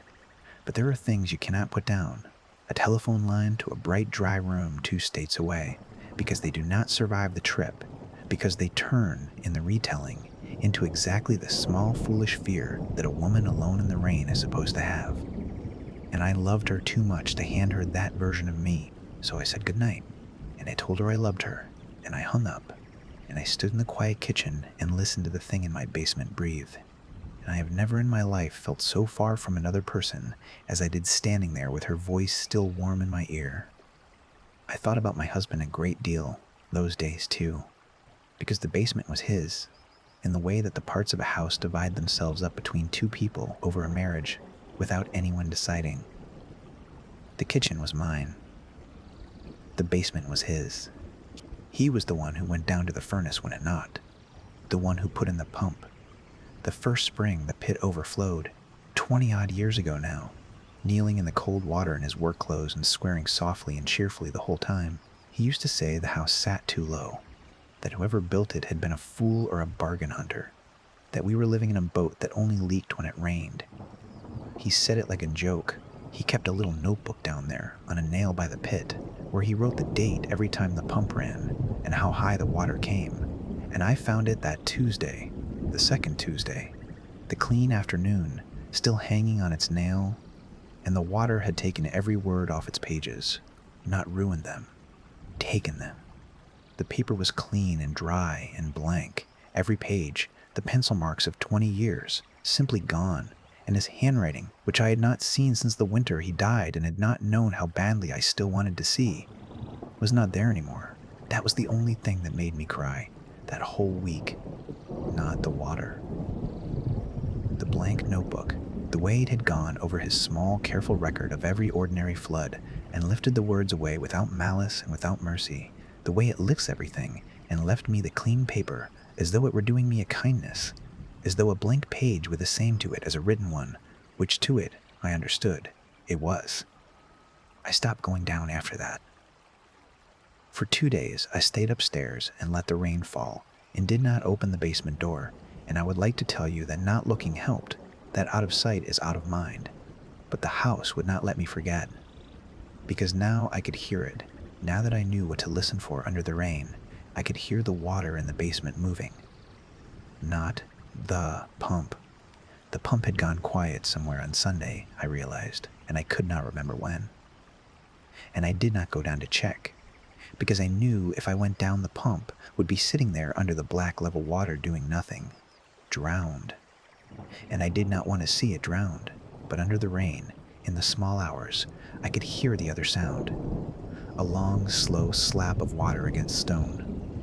A swell and a draw, the sound the sea makes in a cove at the turn of the tide, patient and huge and going nowhere. And it was coming up through the floor of my own hallway, through the closed door, in the middle of the country, 100 miles from any coast. I started sleeping in the front room.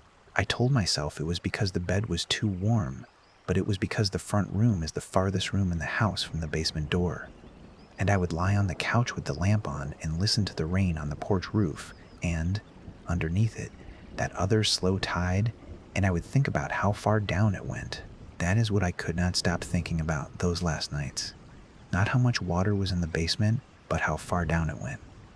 Because a basement floods with the water that comes up into it, a foot, 2 feet, and then it stops, because there is only so much ground to give up its water. But when I let myself really listen, the sound of it was not the sound of 2 feet of water in a small stone room. It was the sound of something with no bottom. It was the sound of a swell that had come a long, long way, that had a great depth behind it. And my basement was only the little lit pocket where its edge showed, the way a tide pool is only the little bright cup. The sea leaves behind, a nothing, a rounding error in the size of the water it belongs to. There was one more time I went down, and I have gone back and forth about whether to tell you, because it is the part I understand least and the part that frightened me most, and it did not frighten me the way a loud thing frightens you. It was the 5th night.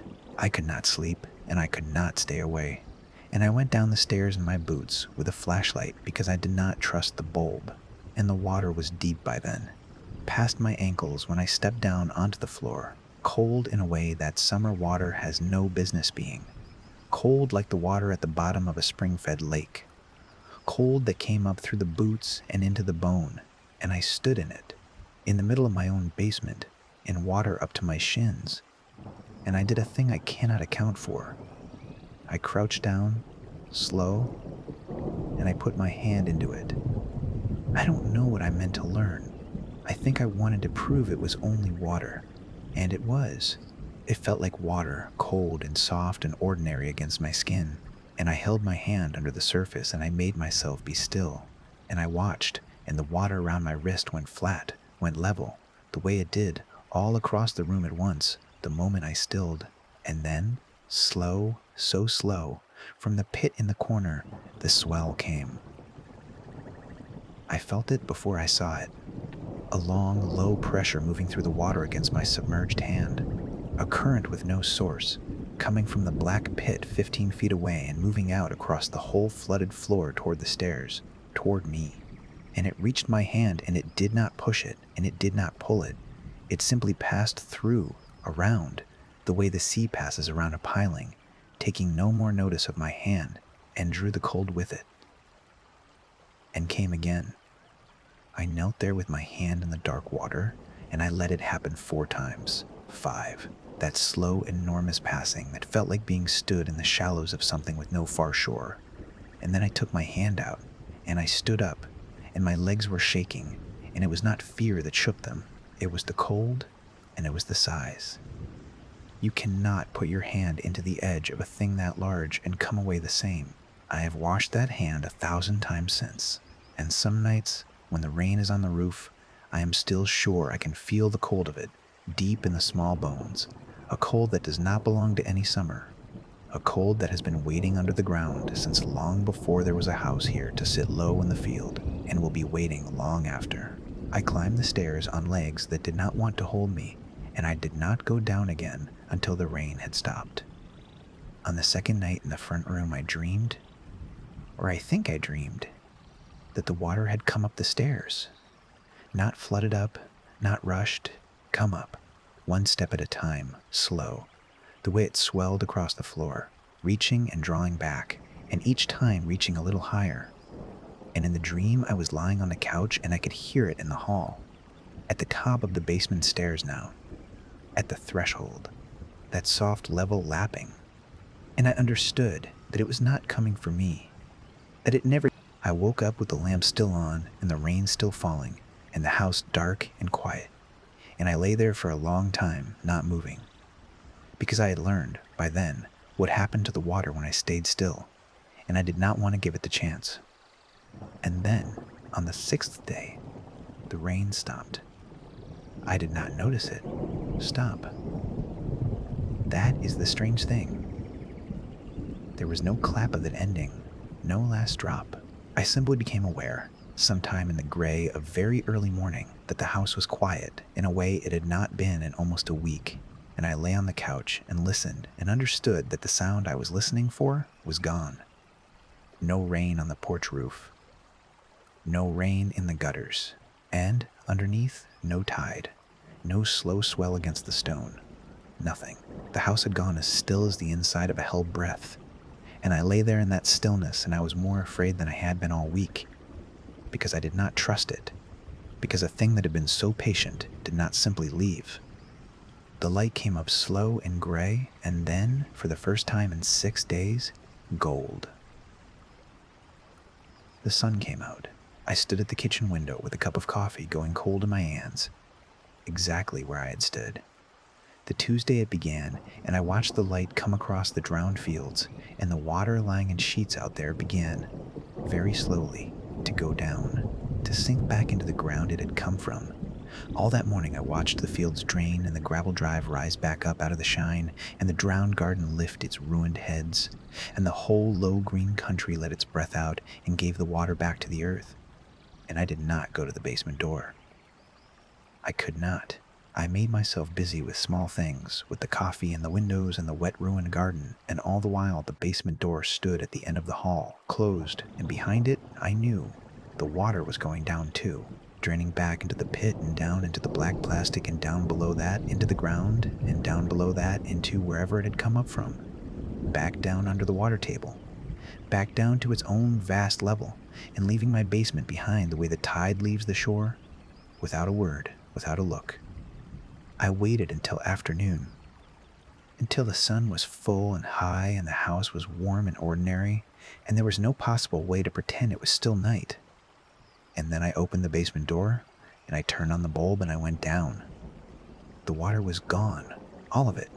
The floor was bare concrete, and the pit in the corner was down to its ordinary low, a few inches of ordinary water with the ordinary pump sitting in it, and it looked, when I made myself go and stand over it, exactly the way it had looked for 20 years. I stood there a long time waiting for the water to do something, waiting to move and see it go flat, waiting to still and see it reach. And I moved, and I stilled, and nothing happened, and nothing happened, and it was just water and a hole in the floor. And I want you to understand that this did not comfort me at all, because the basement was clean. I don't know how else to tell you this. A flooded basement, when the water goes down, is a filthy thing. It leaves a tide line up the walls, brown and greasy. It leaves silt on the floor and the swollen ruin of everything the water touched, and it smells. For weeks it smells of mildew and mud and rot and the dark. That is what floodwater does. It is dirty water, and it leaves dirt behind it. Always, every time. And I had lived through the small versions of it, and I knew. My basement was clean, cleaner than I had ever seen it. The concrete floor was washed pale and bare, every stain of 20 years lifted out of it. No silt, no tide line, no ruin. The stone walls were dark and damp and clean. The shelves that had stood in the water were bare and clean where the water had reached. The old dust of decades simply gone. It was as though the water had not flooded my basement but rinsed it, gone over every surface slow and thorough and level, and taken away everything that was mine and left the bare bones of the room behind, clean the way a beach is clean the way something is clean when it has been under deep water for a very long time. And it smelled. Not of mildew, not of mud. It smelled of the bottom of a pond, that deep green, cold mineral smell. The smell of water that has never seen the sun. The smell that comes up on your hands when you reach down into a still lake past the warm top water into the cold below. The smell of the deep places, of the silt at the bottom of things, of 10 feet down and 20 feet down and down and down, and it was rising up out of my clean, bare basement in the middle of a warm. Not a warning, not a message. It did not care enough to leave a message. It had simply been here, filling the little lit pocket of my basement for 6 days, the way it fills everything, and when it went back down, it had left the room the way it leaves everything, clean and cold and smelling of the deep, because that is simply what it is like where it lives. And now, for a little while, my basement was a piece of where it lives. I go down there still. I go down more than I used to, which even I find strange. The smell faded over the following weeks, the way you would expect. The pond bottom cold thinning out day by day until the basement smelled like my basement again, dust and furnace and stone. But it comes back, every time it rains hard, before the pump even wakes, before the pit so much as rises. I will be upstairs and I will catch it. That first cold green breath of the deep coming up through the floor, faint. And I will know that down below the house the water is stirring, that the level is coming up, that the great, slow, indifferent thing under the ground has turned over in its sleep and let its edge. And I go down. I sit on the 3rd step from the bottom in my robe, the way I did that first night. And I watch the water come up in the pit, and I hold still, and I wait to see if it will move. Most nights now it doesn't. Most nights it is only water, but some nights, when the rain has gone on long enough and the level has come up high enough, I will sit very still on the step, and the black water in the pit will lie there dead level, and I will feel it. That vast, slow attention that is not attention, that reach that is not reaching. And I will understand all over again that I am nothing to it, that my house is nothing to it, that all of us. And I find, and this is the thing I understand least about myself, that I am not as afraid of that as I should be. Perhaps because there is a strange rest in it, to matter so little, to be so entirely outside the reach of any wanting, any hunger, any hate. It is not coming for me. It has never been coming for me. It is only the water, the oldest and lowest thing there is, lying under everything and rising when it rises and sinking when it sinks.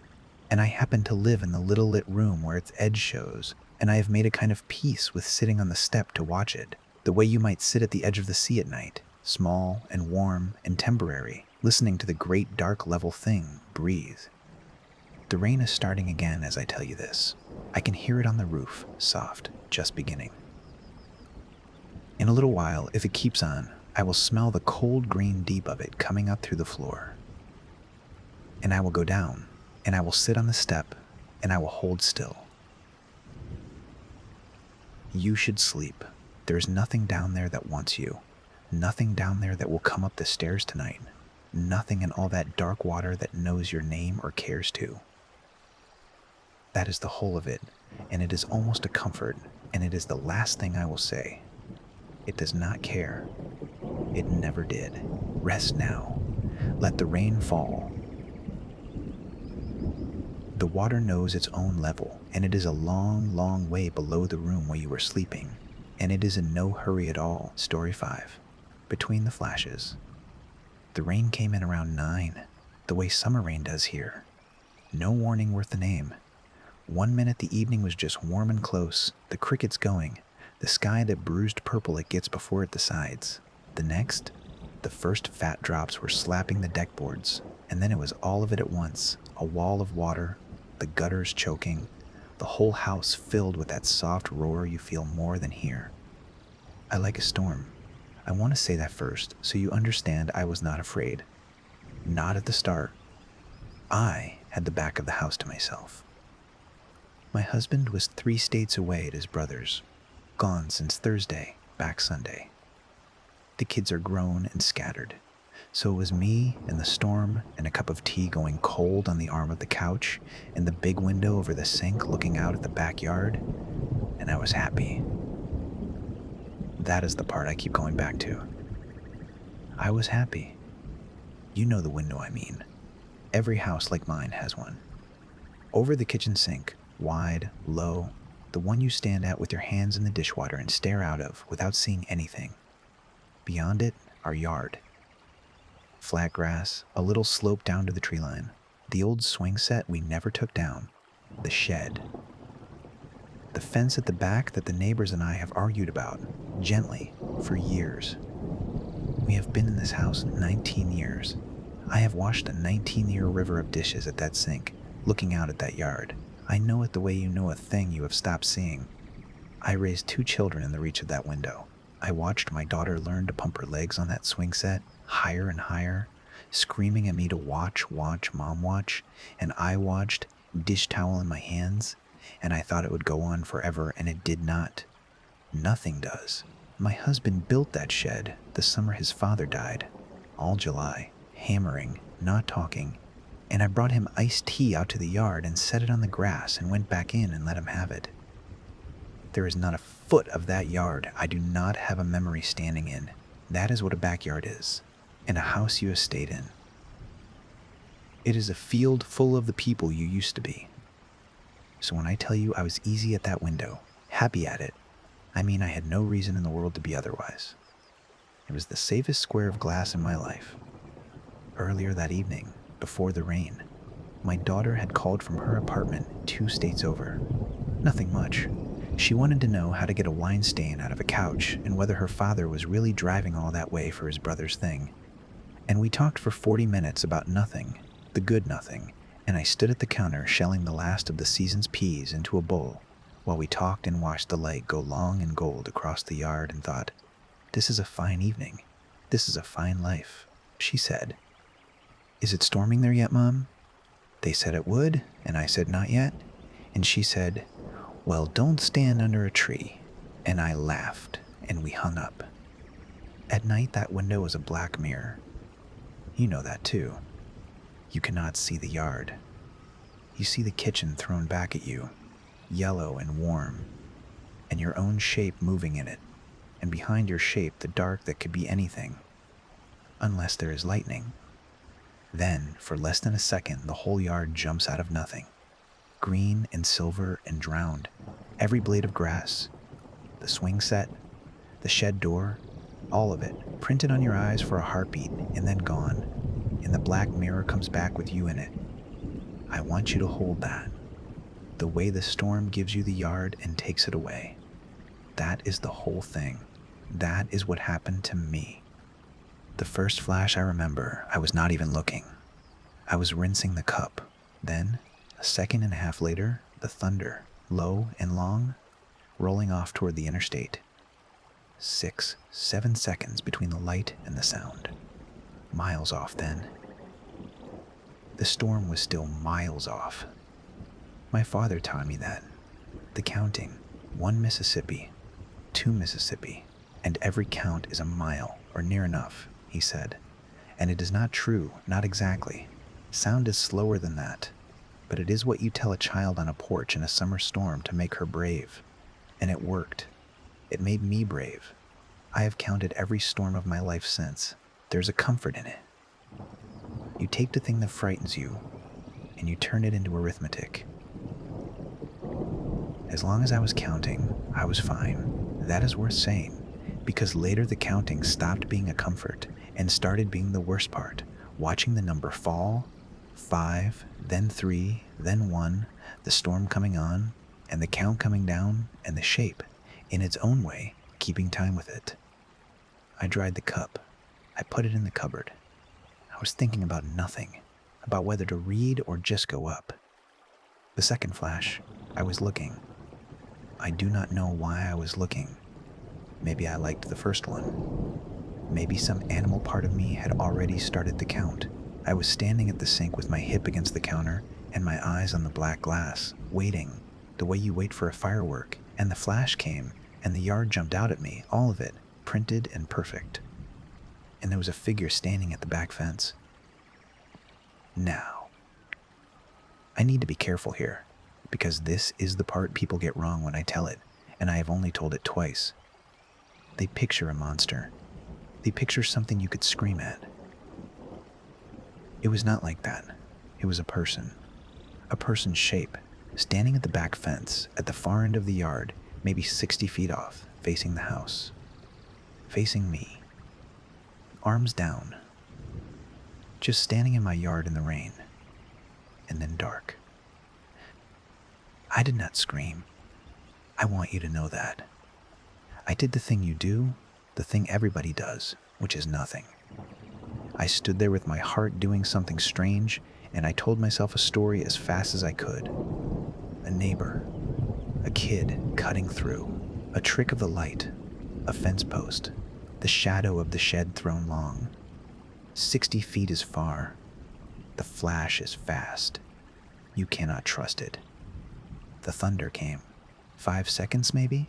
The storm had moved closer. I reached over without looking away from the glass, and I turned the kitchen light off. You do that so you can see out. When the room is dark, the window stops being a mirror. And for a moment I could see, a little, the grayer dark of the yard against the black of the trees, the pale bar of the fence. Nothing at it. No shape. Just fence. I stood in my dark kitchen and I breathed and I felt foolish. Of course there was nothing. Rain does things. The mind does things. A woman alone in a house with a storm coming will make a man out of a fence post every time. And that is not a ghost story. That is just being a woman alone in a house. Then the flash came, and the figure was in the middle of the yard, not at the fence. In the middle, by the swing set, maybe 30 feet from the glass. Closer, so much closer. The same shape, arms down, facing the house, the rain coming down silver through it and around it. And I saw, or I think I saw, that its head was tipped very slightly to one side, the way you tip your head when you are looking at something you find interesting. Dark. I did not turn the light back on. I want to be honest about the order of things. I did not do anything. I stood in the dark with the after image of it burning green on the inside of my eyes, 30 feet away, and I waited for the thunder. And I counted without meaning to, and the thunder came at 3. 3. The storm was on top of the town now. 3 seconds is under a mile. Here is the thing I could not make fit, even then, even in the first minute of it, standing there. Between the two flashes, I had been looking, not away, looking. When the light was gone, I could still see the yard, dimly, the shape of it, and I had seen nothing cross it. Nothing had walked from the fence to the swing set. There had been no movement in the dark. The dark had been empty. Gray and empty and streaming with rain. And then the light came, and the empty had a man in it, 30 feet nearer than the last time, and I had not seen him take a single step. That is what I want you to sit with. Not that he was there, that he did not come there. He was just, each time the light allowed it, closer. Like the storm was not showing me a man crossing my yard, like the storm was showing me a series of pictures, and in each picture he had been moved by a hand I could not see, nearer to the glass. I reached for my phone on the counter. My hand knew where it was without my eyes. I picked it up, and the screen was very bright in the dark, and I hated it. I turned the brightness down with my thumb, all the way down, because a bright screen in a dark window is a beacon. It says, "Here, here she is." And I did not want to say that. I called my husband. It rang. His brother's house is out where the signal is thin and the storm was between us, and it rang and went to his voice. That recording? "Hey, you've reached."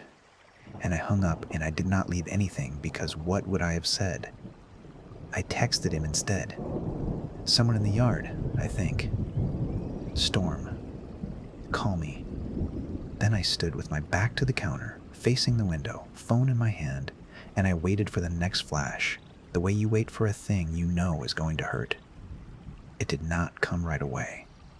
That is a cruelty of storms. They give you the light when you are not ready, and they hold it back when you are begging for it. I stood there for what felt like a year, and the rain roared and the window was black, and I could not see the yard at all now, not even the gray of it, because a cloud had come over what little moon there was, and the black was total. And somewhere in that black, 30 feet away, or 20 now, or 10, was a shape that only existed when the sky decided to prove it. I thought about running.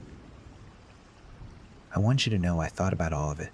Run to the front of the house, out the front door, into the car. But the car keys were on the hook by the back door.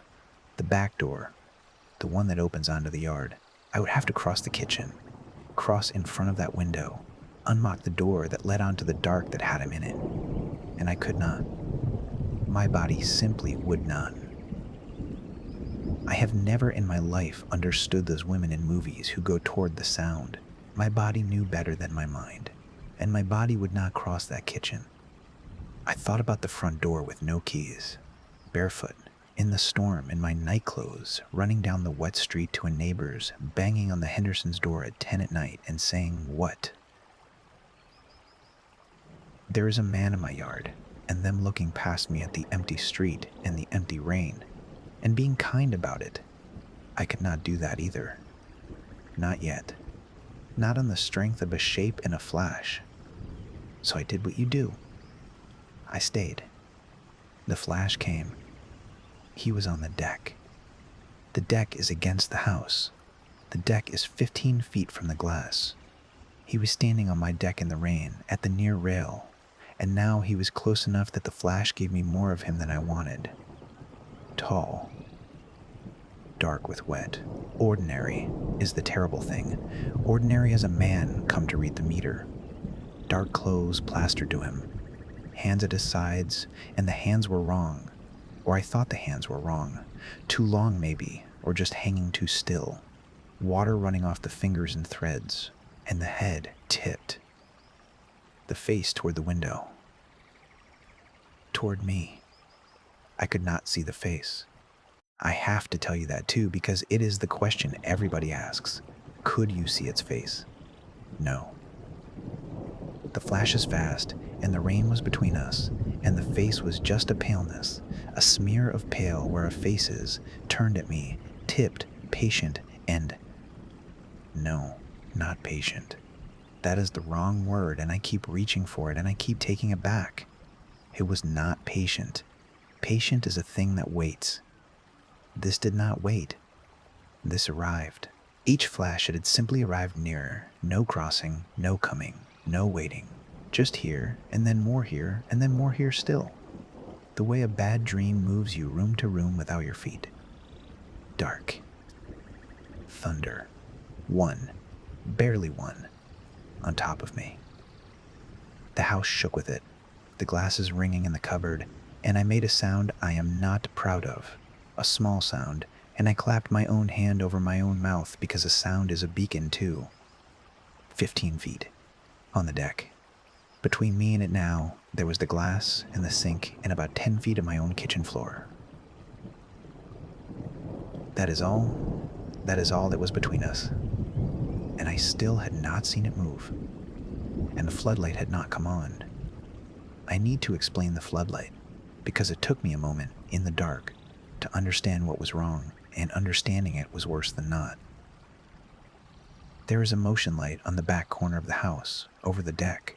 My husband put it up after we had a raccoon get into the cans. A good bright light on a sensor, and it is touchy, that light. It comes on for the wind. It comes on for a cat 2 yards over. It comes on most nights for nothing at all, and throws its hard white square across the deck and wakes me through the blinds. And I have cursed that light 100 times for its eagerness. A man had just stood on my deck, 15 feet from the house, and the light had stayed dark. I stood in my own doorway, and I felt that fact go down through me like cold water. The light comes on for the wind. The light did not come on for him. Whatever the flashes were showing me, the sensor on the corner of my house, that dumb electric eye that cannot tell a burglar from a leaf, had not seen it there at all. There was nothing there for the light to see. The storm could show it to me. The house could not. And I still had not seen it move. I made myself think. This is the part I am proudest of. If I am proud of anything, that in that minute some cold, clear part of me stood up inside the fear and started to work. The doors.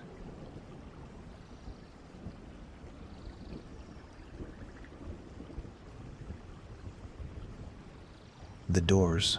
Was it locked? I did the dishes. I did not go out.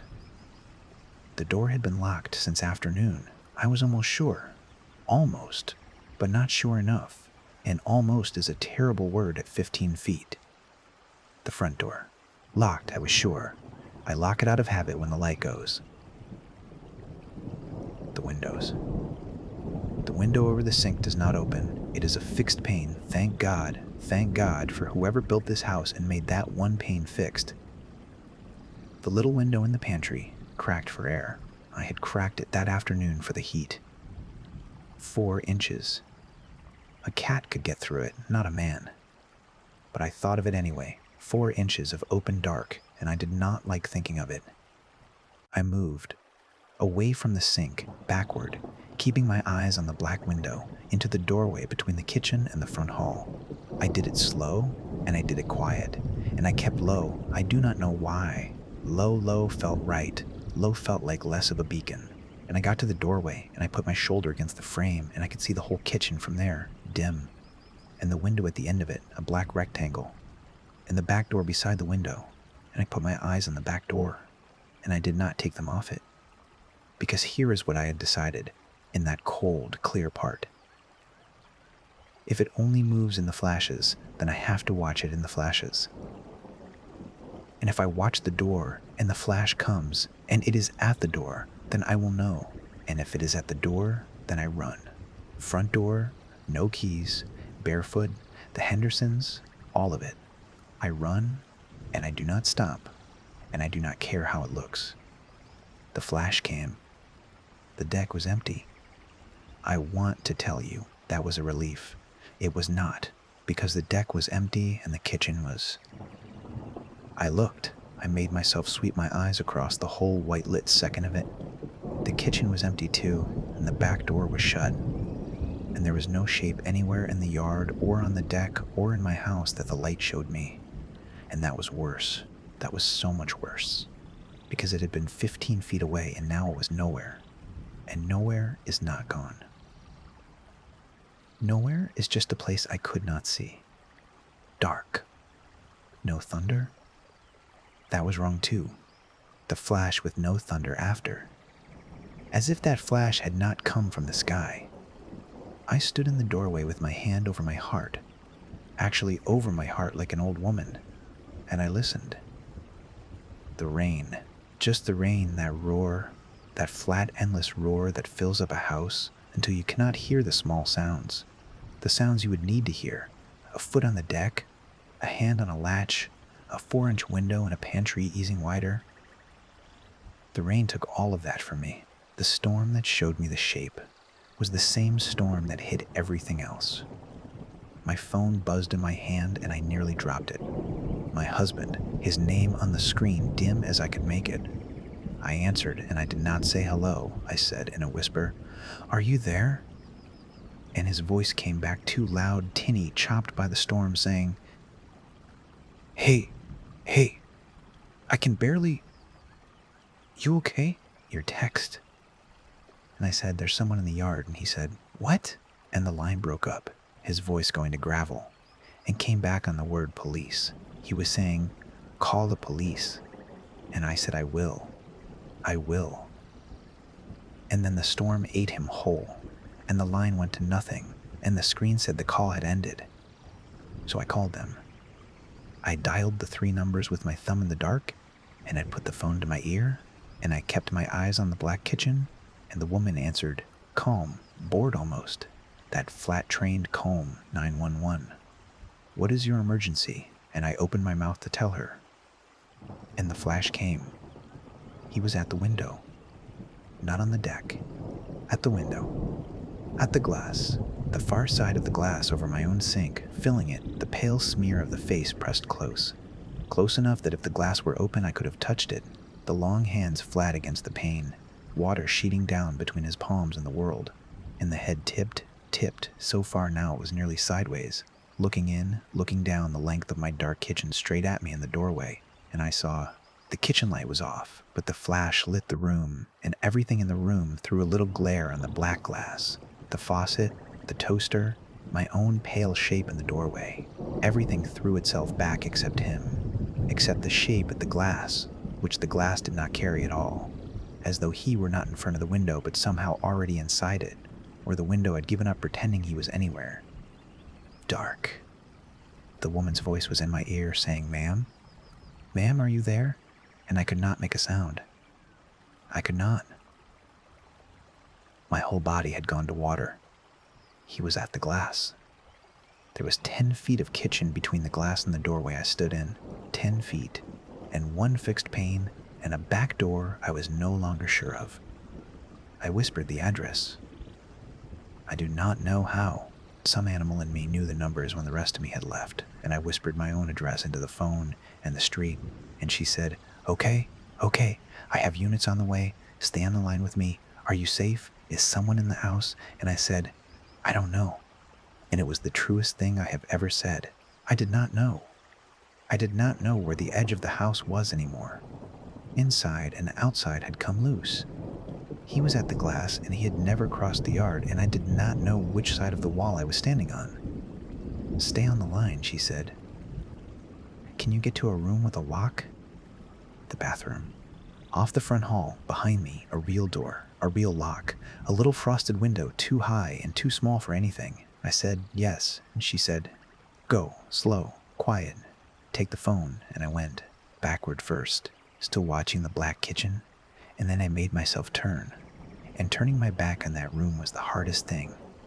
Turning my back felt like offering it something, and I crossed the front hall in the dark with my phone dim against my chest, and I got to the bathroom, and I went in, and I shut the door, and I turned the little lock, that useless little push-button lock, and I said, I want to be honest about that part too.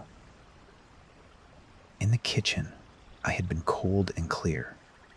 On the bathroom floor, I fell apart quietly, the way you fall apart when even your falling apart has to be quiet. I shook.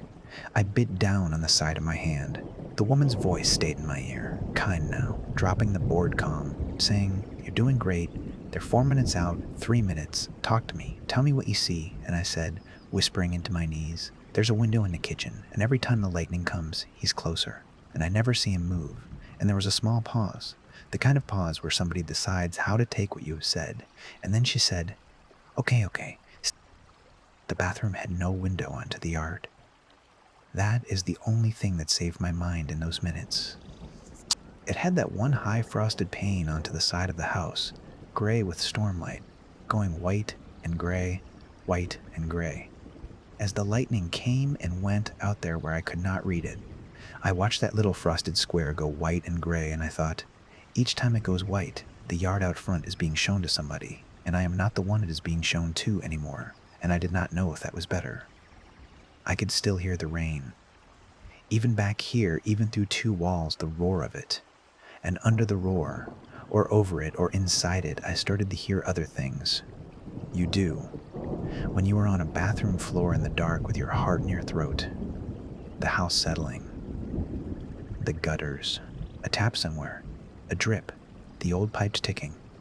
And once from the front of the house, from the hall, a sound that was not the house. A soft sound.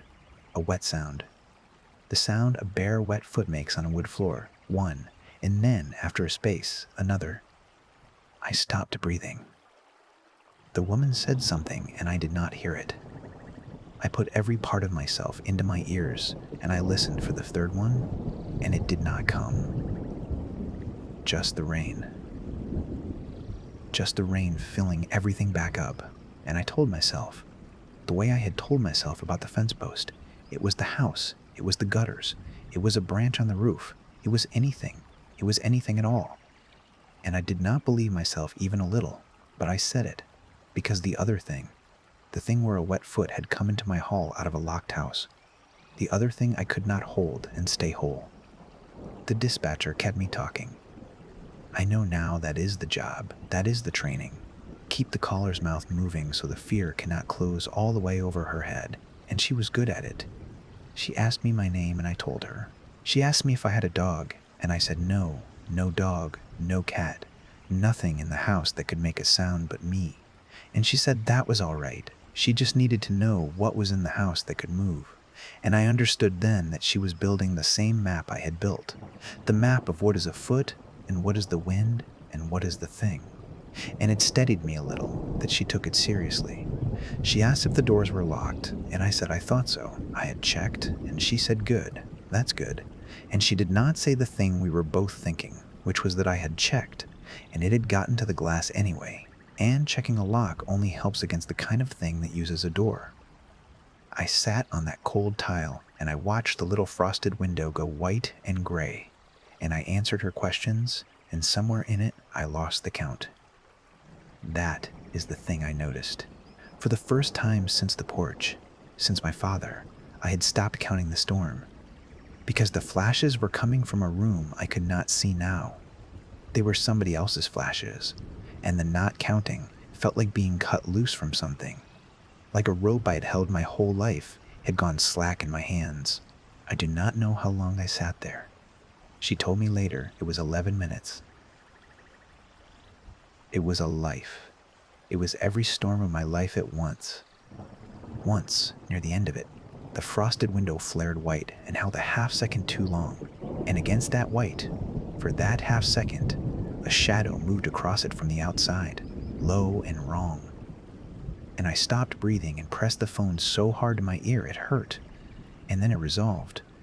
It was the wet branch of the lilac by the side of the house swinging in the wind. But I want you to know I did not fully believe it was the lilac. By then, I did not fully believe anything the world offered me as ordinary. That is what a night like that takes from you.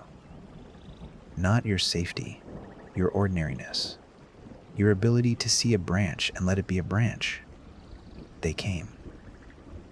The police.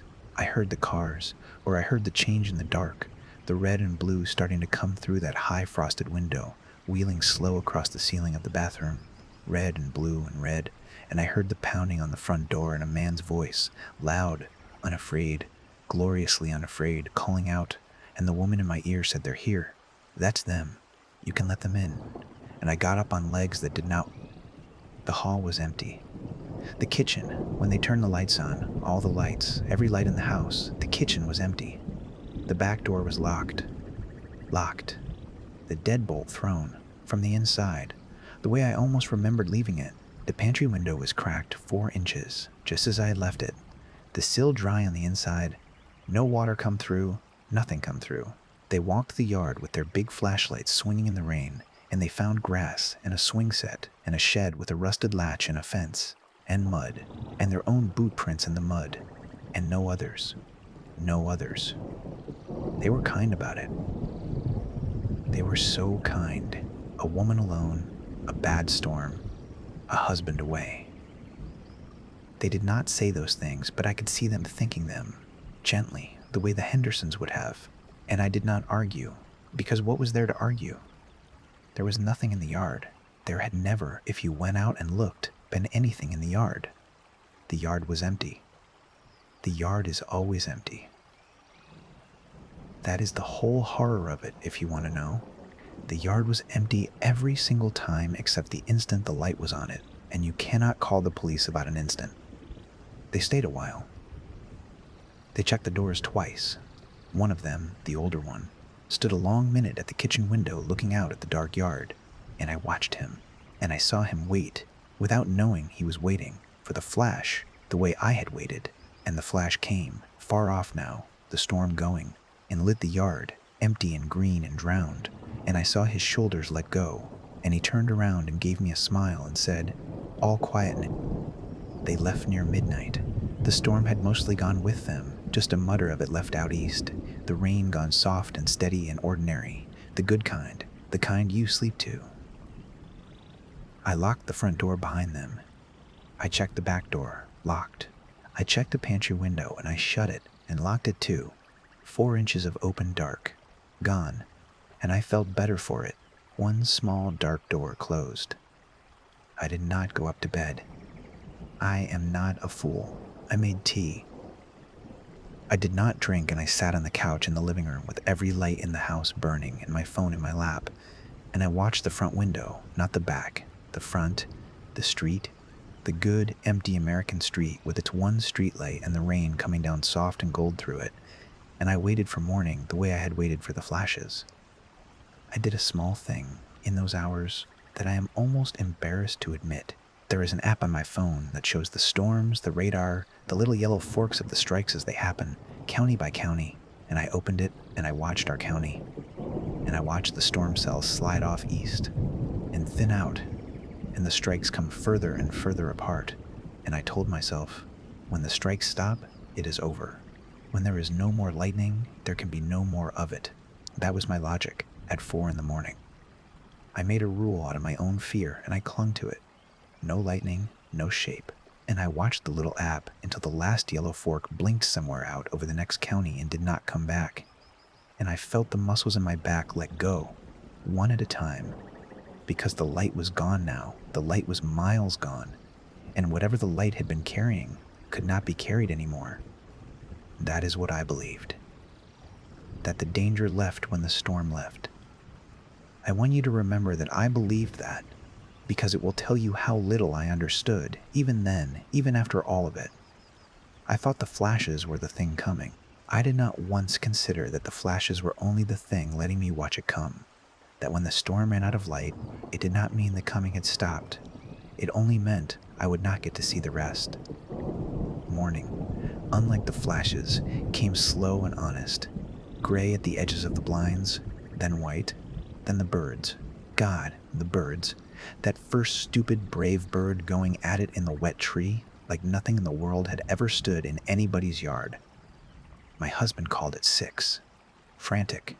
The storm had knocked his brother's power out all night. He'd been trying since the line dropped, and I told him. Calm now, in daylight, all of it. And he was quiet in the way he gets. And then he said he was leaving now. He'd be back by afternoon, and I said okay, and I meant it. I wanted him back. But I also felt, sitting there in the clean, a storm, a shape, a trick of the light. In the daylight, it all thinned out to almost nothing, the way night things do, and I thought, I will laugh about this, not soon, but someday I will tell it at a table, and people will lean in and I will do the part about the wet foot in the hall, and everyone will shiver, and then somebody will change the subject, and it will just be a story.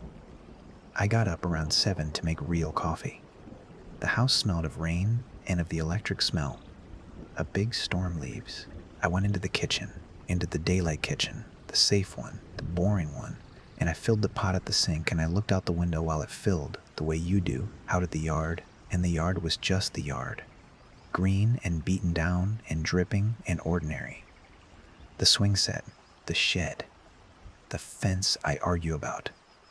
The grass all laid flat and silver with the weight of the night's water. Nothing in it. Of course nothing in it. There had never been anything in it. And then I saw the back door. The back door was standing open. Not unlocked. Open. Wide open. All the way to the wall. The deadbolt I had checked twice thrown out sideways into empty air, in the gray morning light coming in across the floor. In the rain, the last soft rain, had come in with it. All night it must have. A long, dark tongue of water reaching across my kitchen floor from the open door, soaked into the grout, pooled in the low place by the table leg. Two of them. Just the two. Coming in. None going back out. Story 6. The rain has you. It starts the way the softest rain always starts, so quietly that you are not sure it has started at all. You are lying in your own bed, in your own room, in the small house at the end of the street where the summer nights come down warm and heavy. And somewhere above you, up past the ceiling and the crawl space and the old cedar shingles, the first drops touch the roof. You do not hear them so much as feel them, the way you feel someone come to stand in a doorway before you turn to look. A gentleness up there, a settling, and then more of them and more, until the whole roof is speaking in that low, even hush that is always meant, for you, that it is safe now to close your eyes. You love this sound. You have loved it since before you can remember loving anything. When you were very small, your mother would leave your door open a hand's width so the hallway light could reach you.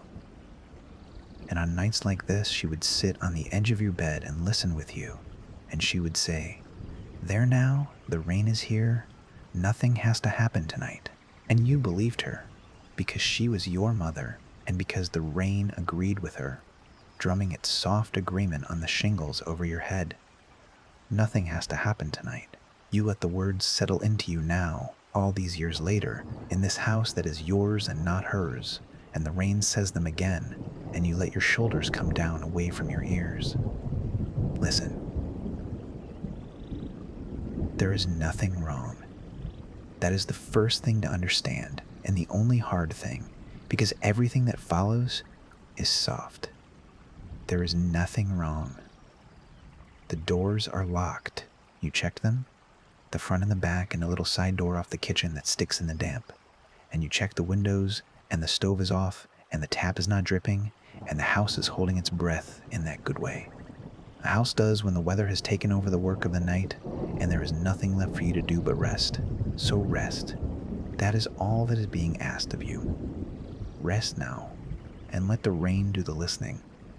The tune comes in slowly.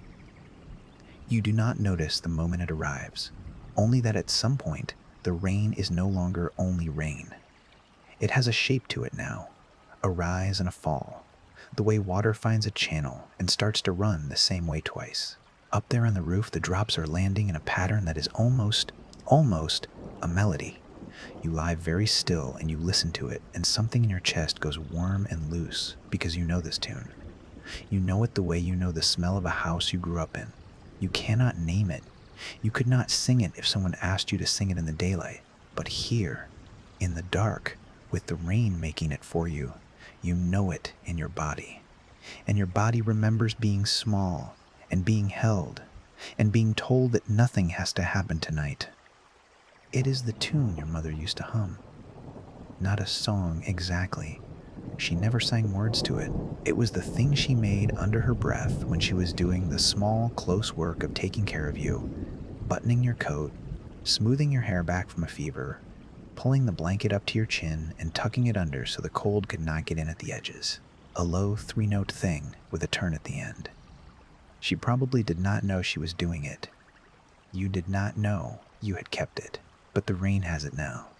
The rain is humming it down through the cedar and the plaster and the dark, and you feel your eyes go soft and heavy, because it is so kind. It is such a kind thing to hear, and you are so tired, and it is exactly the sound you have wanted without knowing you wanted it. Let it hum. There is no harm in a sound. The house is very warm tonight. You notice this without minding it? All week it has been the kind of summer where the heat sits in the rooms long after dark and you sleep on top of the sheets with the fan going. But tonight the fan is off, and you did not turn it off, and the room is warm. The way a room is warm when someone has been sitting in it, a held warmth, a stayed in warmth. You think, vaguely, half down into sleep already, that you should be too hot, that this should bother you, and it does not bother you at all. It is the warmth of being tucked in. It is the warmth of a hand that has just left the blanket. You turn your cheek into the pillow, and the rain hums its 3 low notes in its turn, and you let the wondering go, because wondering is work, and you are done with work tonight. There is a sound downstairs, and then there is not. You come up a little from the soft place you were sinking into, the way you do when the house settles, and a Joyce ticks and your sleeping mind lifts one ear to check. A sound downstairs? A small one? The refrigerator, maybe, cycling on with its old rattle, the one that has needed looking at for a year. You wait for it, and it does not come. Instead, the rattle simply stops before it starts, smoothed away, hushed, the way you would put your hand flat on a struck string to keep it from ringing, as if something down there heard it beginning and quieted it, so that it would not reach you, so that it would not pull you back up out of the warm. The house goes even softer than before, and the rain hums. And you think, without any fear at all, that is nice, and you go back down. You should be afraid of that. Some far small part of you knows you should, but it is such a small part, and the rain is so large and so gentle around it that you cannot find the fear even when you reach for it. It is like reaching for a word in a dream. It is there, and then it is a feeling of there, and then it is gone. And the rain closes over the place where it was, 3 notes and a pause, 3 notes and a pause, and the turn at the end that lifts you and lays you back down. You remember, in that loose drifting way, the first night you noticed it. Not this house. The old apartment, years ago, after your mother died, in that raw, hollow winter when you could not sleep for the size of the quiet. You had lain awake for weeks in a silence that felt like a held breath. And then one night it rained. A thin, cold city rain on the flat roof above your unit. And you had heard, or thought you heard, the 3 low notes in the turn. And you had cried, not sadly exactly, but the way you cry when something you thought was gone puts its hand on your shoulder. You had thought, that first time, I am making it up. I miss her so much I am putting her into the rain. And you had let yourself have it anyway, because it was kind, and grief takes what it is given.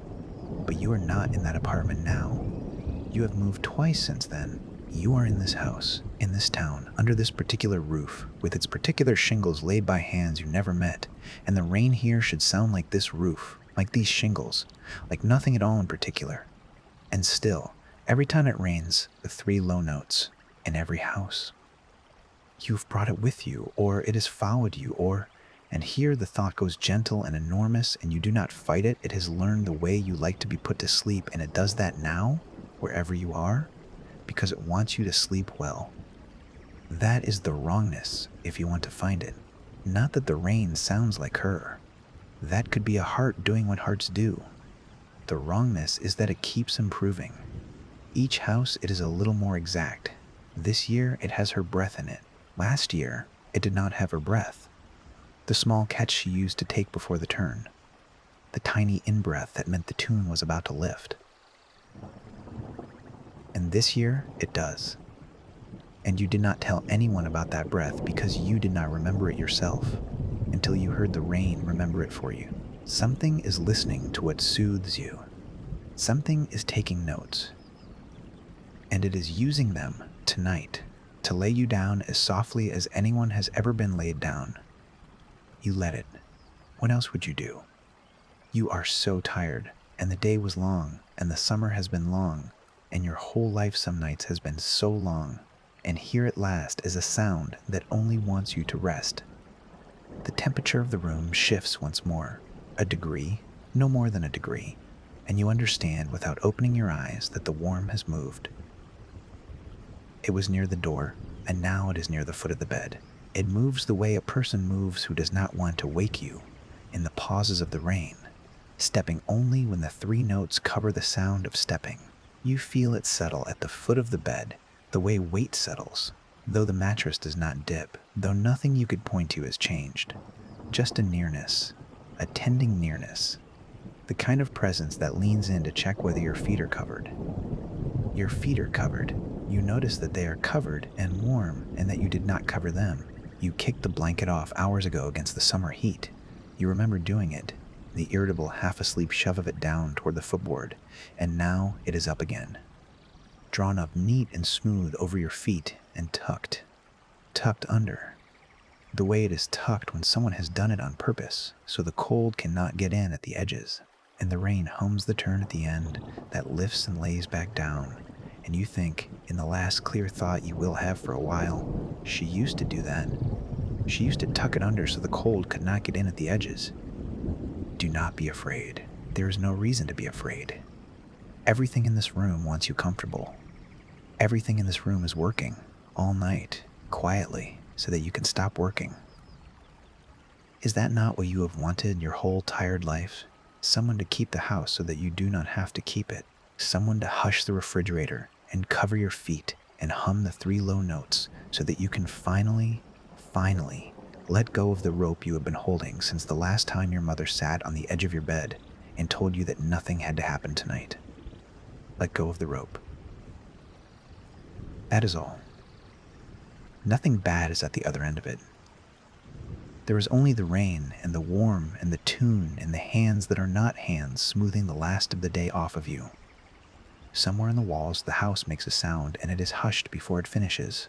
Somewhere out on the street, a car goes by with its tires loud in the wet, and the sound of it thins and softens as it reaches your window, the sharp edge taken off of it, folded down into the general hush, so that it arrives to you already gentled, already made safe, a sound that has been through someone's hands on the way to your ears. You are being curated. Everything that reaches you tonight has been chosen, softened, approved. The world is being run through a filter of tenderness before it is allowed to touch you. And the filter never sleeps, and the filter loves the work. You drift. You are on the edge of a dream about the kitchen of your childhood. The yellow light over the sink, your mother's back to you as she works, the three low notes coming from her without her knowing she is making them. And it is so real, the dream, so warmly and completely real that you understand you are being given it, that the tune has reached down into wherever you here is your mother. Rest with her a while. And you do. You stand in the yellow kitchen light in the dream, and you listen to her hum. And you are 4 years old, and nothing has ever hurt yet, and nothing has to happen tonight. When you surface again, and you do surface, the way you always come up once or twice in the deep part of the night, the room is darker, and the rain is heavier, and the tune is louder. Not loud. It is never loud, but fuller. Closer, as though whatever was humming it at the ridge of the roof has come down, room by room, in the hours you are under, and is humming it now from somewhere much nearer than the roof. From the hallway, perhaps, from just outside your door, which is open a hand's width, the way your mother used to leave it so the hallway light could reach you, except there is no hallway light on, you never leave it on, and yet there is a softness at the gap of the door, a warmth leaning in, and the three low notes are coming from exactly there, at the height a person's mouth would be if a person were standing in your doorway humming you back to sleep. Do not sit up. There is no need to sit up. If you sit up, you will be awake, and being awake is so much harder than this, and whatever is in the doorway does not want you to have to do the hard thing. It wants you down. It wants you soft. It takes the small in-breath, the catch before the turn, the one you did not remember until it gave it back to you, and it lifts the tune, and the tune lifts you, and lays you back down onto the pillow you did not feel yourself rising from. There. There now. The rain is here. Nothing has to happen tonight. You wonder, distantly, warmly, whether you should be more frightened than you are. The thought arrives without teeth. You turn it over the way you would turn over a smooth stone. There is a thing in the doorway of your bedroom. It is not your mother. Your mother is 9 years gone, and you scattered her yourself off the end of the dock at the lake she loved, and you know she is not standing in your doorway. So it is not her. It is something that has studied her, something that has been near you long enough, house after house, to learn the exact 3 notes and the exact catch of breath that will undo you, and that uses them now, that has always used them, gently, patiently. No, not that word, not patiently. It is not waiting for anything. It is not saving anything up. It is here. It is doing the thing now, tonight, close and warm and present, humming you down the way you have wanted to be. And you cannot make yourself mind. That is the whole of it. That is the soft, terrible center of it. If you want to go all the way in, and you are too tired to go all the way in, you cannot make yourself mind being cared for. Even by this, especially by this, which never tires, which never resents the night shift, which never once in all these years has wanted anything from you but that you rest. What has ever loved you like that? What living thing has ever kept your house warm and hushed the refrigerator and covered your feet and gentled the cars on the wet street all night, every rainy night, for the length of your whole adult life, asking nothing, humming your mother's tune, only so that you could stop being tired for a few hours? Name one. You cannot name one. And so you lie here and you let the thing in the doorway love you in the only way it knows. And the shame of how much you need it is smaller than the need. And the rain covers the shame the way it covers everything. 3 notes and a pause, 3 notes and a pause, and the turn, you slide back under. This time the sleep is deeper, and it has no bottom to it that you can find. You go down and down through the warm dark, and the tune comes with you, threading through the layers, and you are aware in the way you are aware of your own heartbeat that you are being watched over, that the watching is close, that it has come all the way in from the doorway now and is standing over you, near enough that if it breathed you would feel the breath, and it does not breathe, but the warmth of it is on your face like it is fond of you. That is the word your sleeping mind finds and holds on to. It is fond of you. It has been fond of you for years.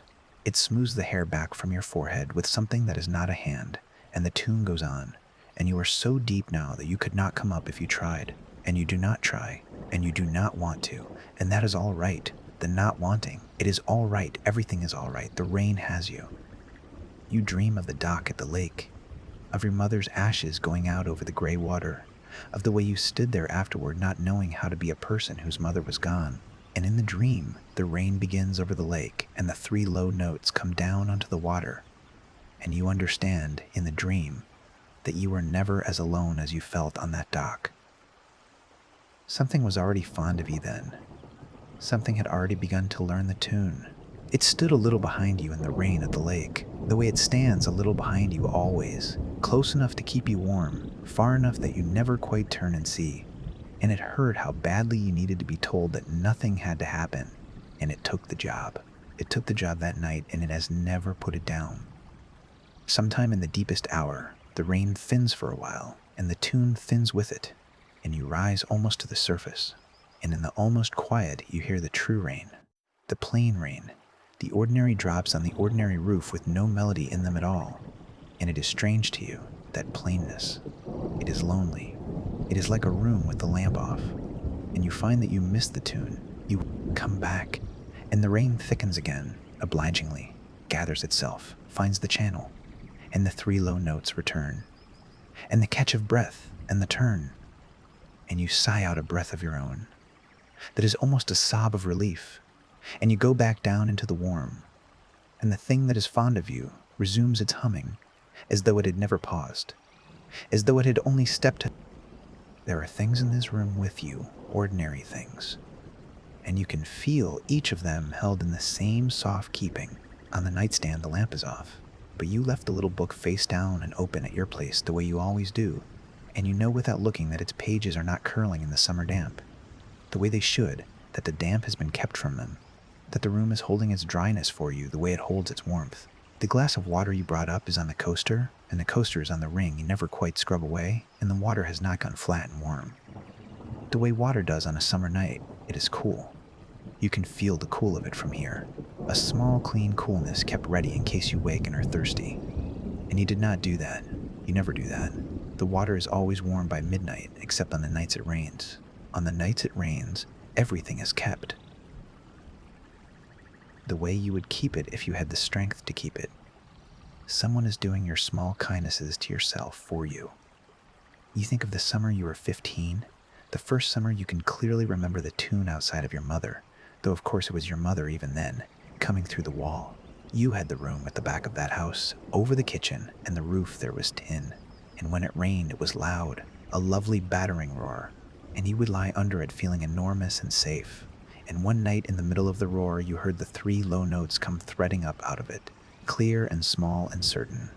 And you had thought your mother must be humming in the kitchen below, doing the last of the dishes, and you had gone down to keep her. You had stood in the dark a moment, 15 and unafraid, and then you had gone back up to bed, and you had never thought about it again until now, until it is being handed back to you, this memory, gently, the way the breath before the turn was handed back, as if to say, you see, it was already looking after you. Then, it knew the stairs were warm. It knew you would come down. It was only hum. There was a stretch of years, you remember now, when the tune went quiet.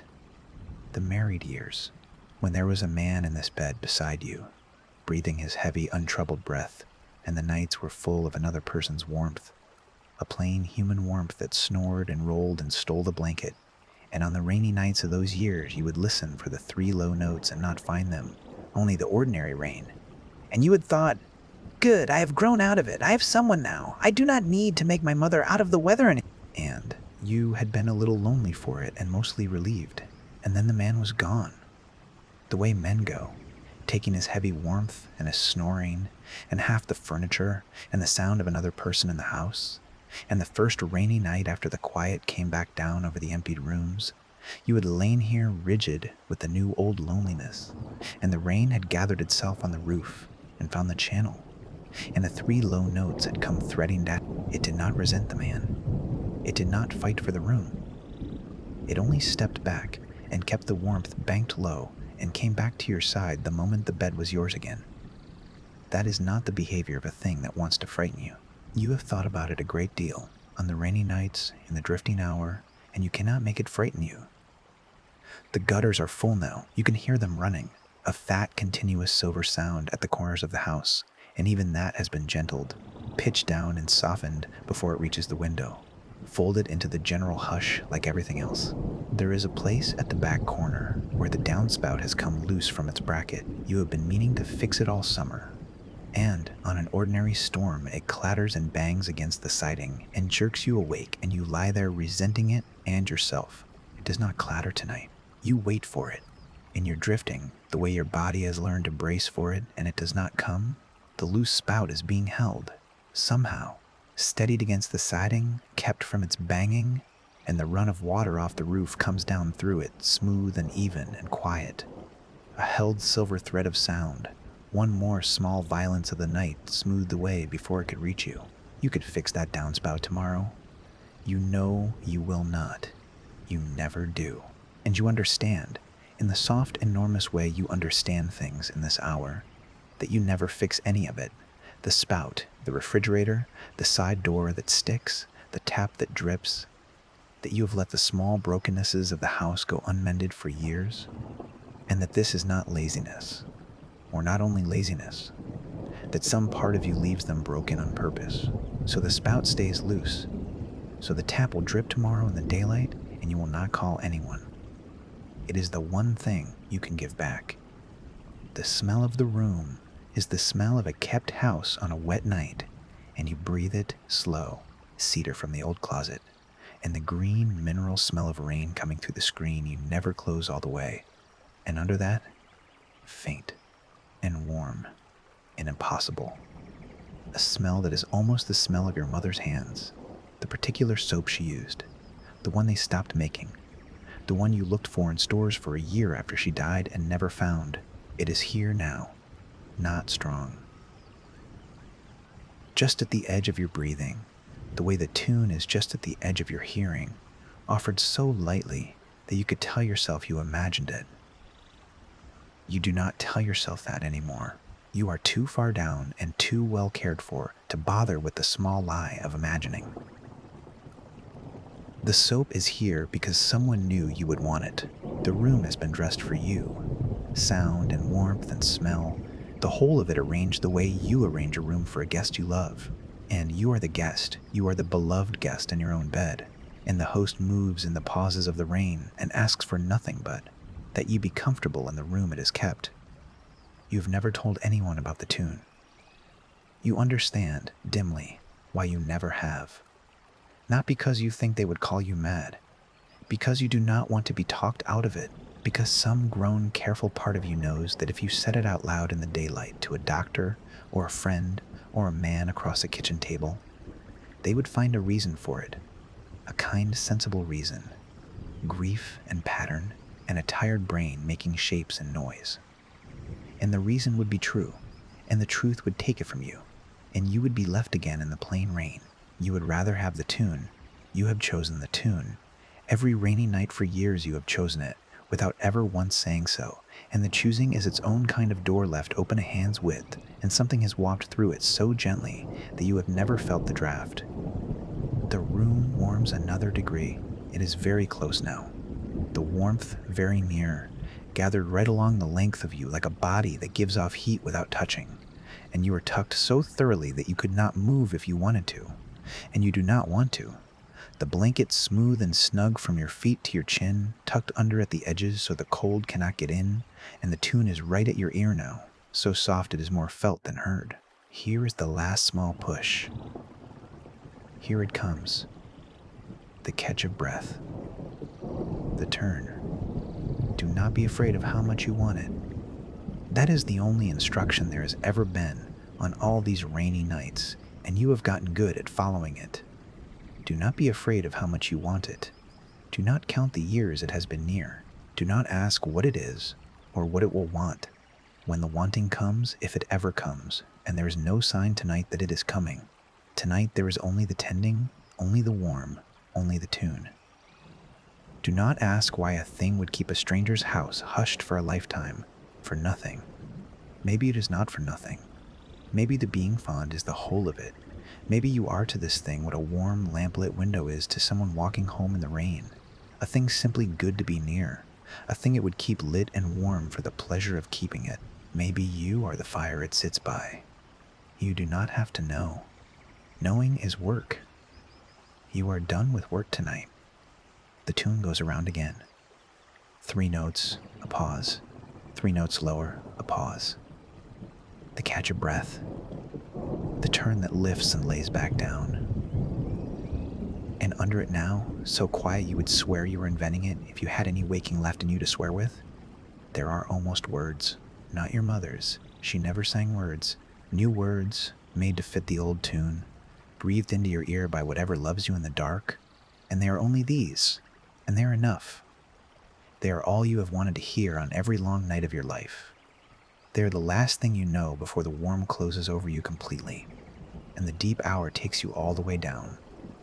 Rest now. The rain has you. You do not have to stay awake for the end. And you do not. You let the rope go. You let the whole day and the whole summer and the whole tired length of you go slack and soft and heavy, and you sink, and the tune sinks with you, threaded all the way down, and the thing that is fond of you settles its warmth over you like a second blanket tucked at the edges, and hushes the last small sound in the walls before it can finish, and gentles the last car on the wet street before it can reach you, and hums that there is nothing wrong. The doors are locked. The house is warm. The rain is here. Rest now. You are held. Outside, past the window, past the wet dark yard and the dripping eaves and the summer trees standing heavy with water, the rain goes on falling over all the small houses of the street, over every roof. And if you could rise up out of your warm bed and out of the tune and out of the deep hour and look down at the town from up in the falling rain, you might wonder that. but you will not rise up. You are exactly where you have wanted to be. You are warm, and you are covered, and you are hummed to, and the rain has you, and there is nothing, nothing, nothing left that you have to do tonight. So do not do it. Do not do the one thing. Do not turn your head toward the doorway to see who is humming. There is no need, and it is such a long way to turn, and you are so far down now, and the tune would only stop, and you would be awake and cold and bereft in the plain rain again, holding your own rope. Leave your head where it is, cheek warm in the pillow, and let the humming be a mother-shaped warmth in the doorway that you never look at directly. The way you never look directly at the thing that keeps you safe. The way you never thank the floor for holding you up. Let it hum. Let it be fond of you. Let it keep the night.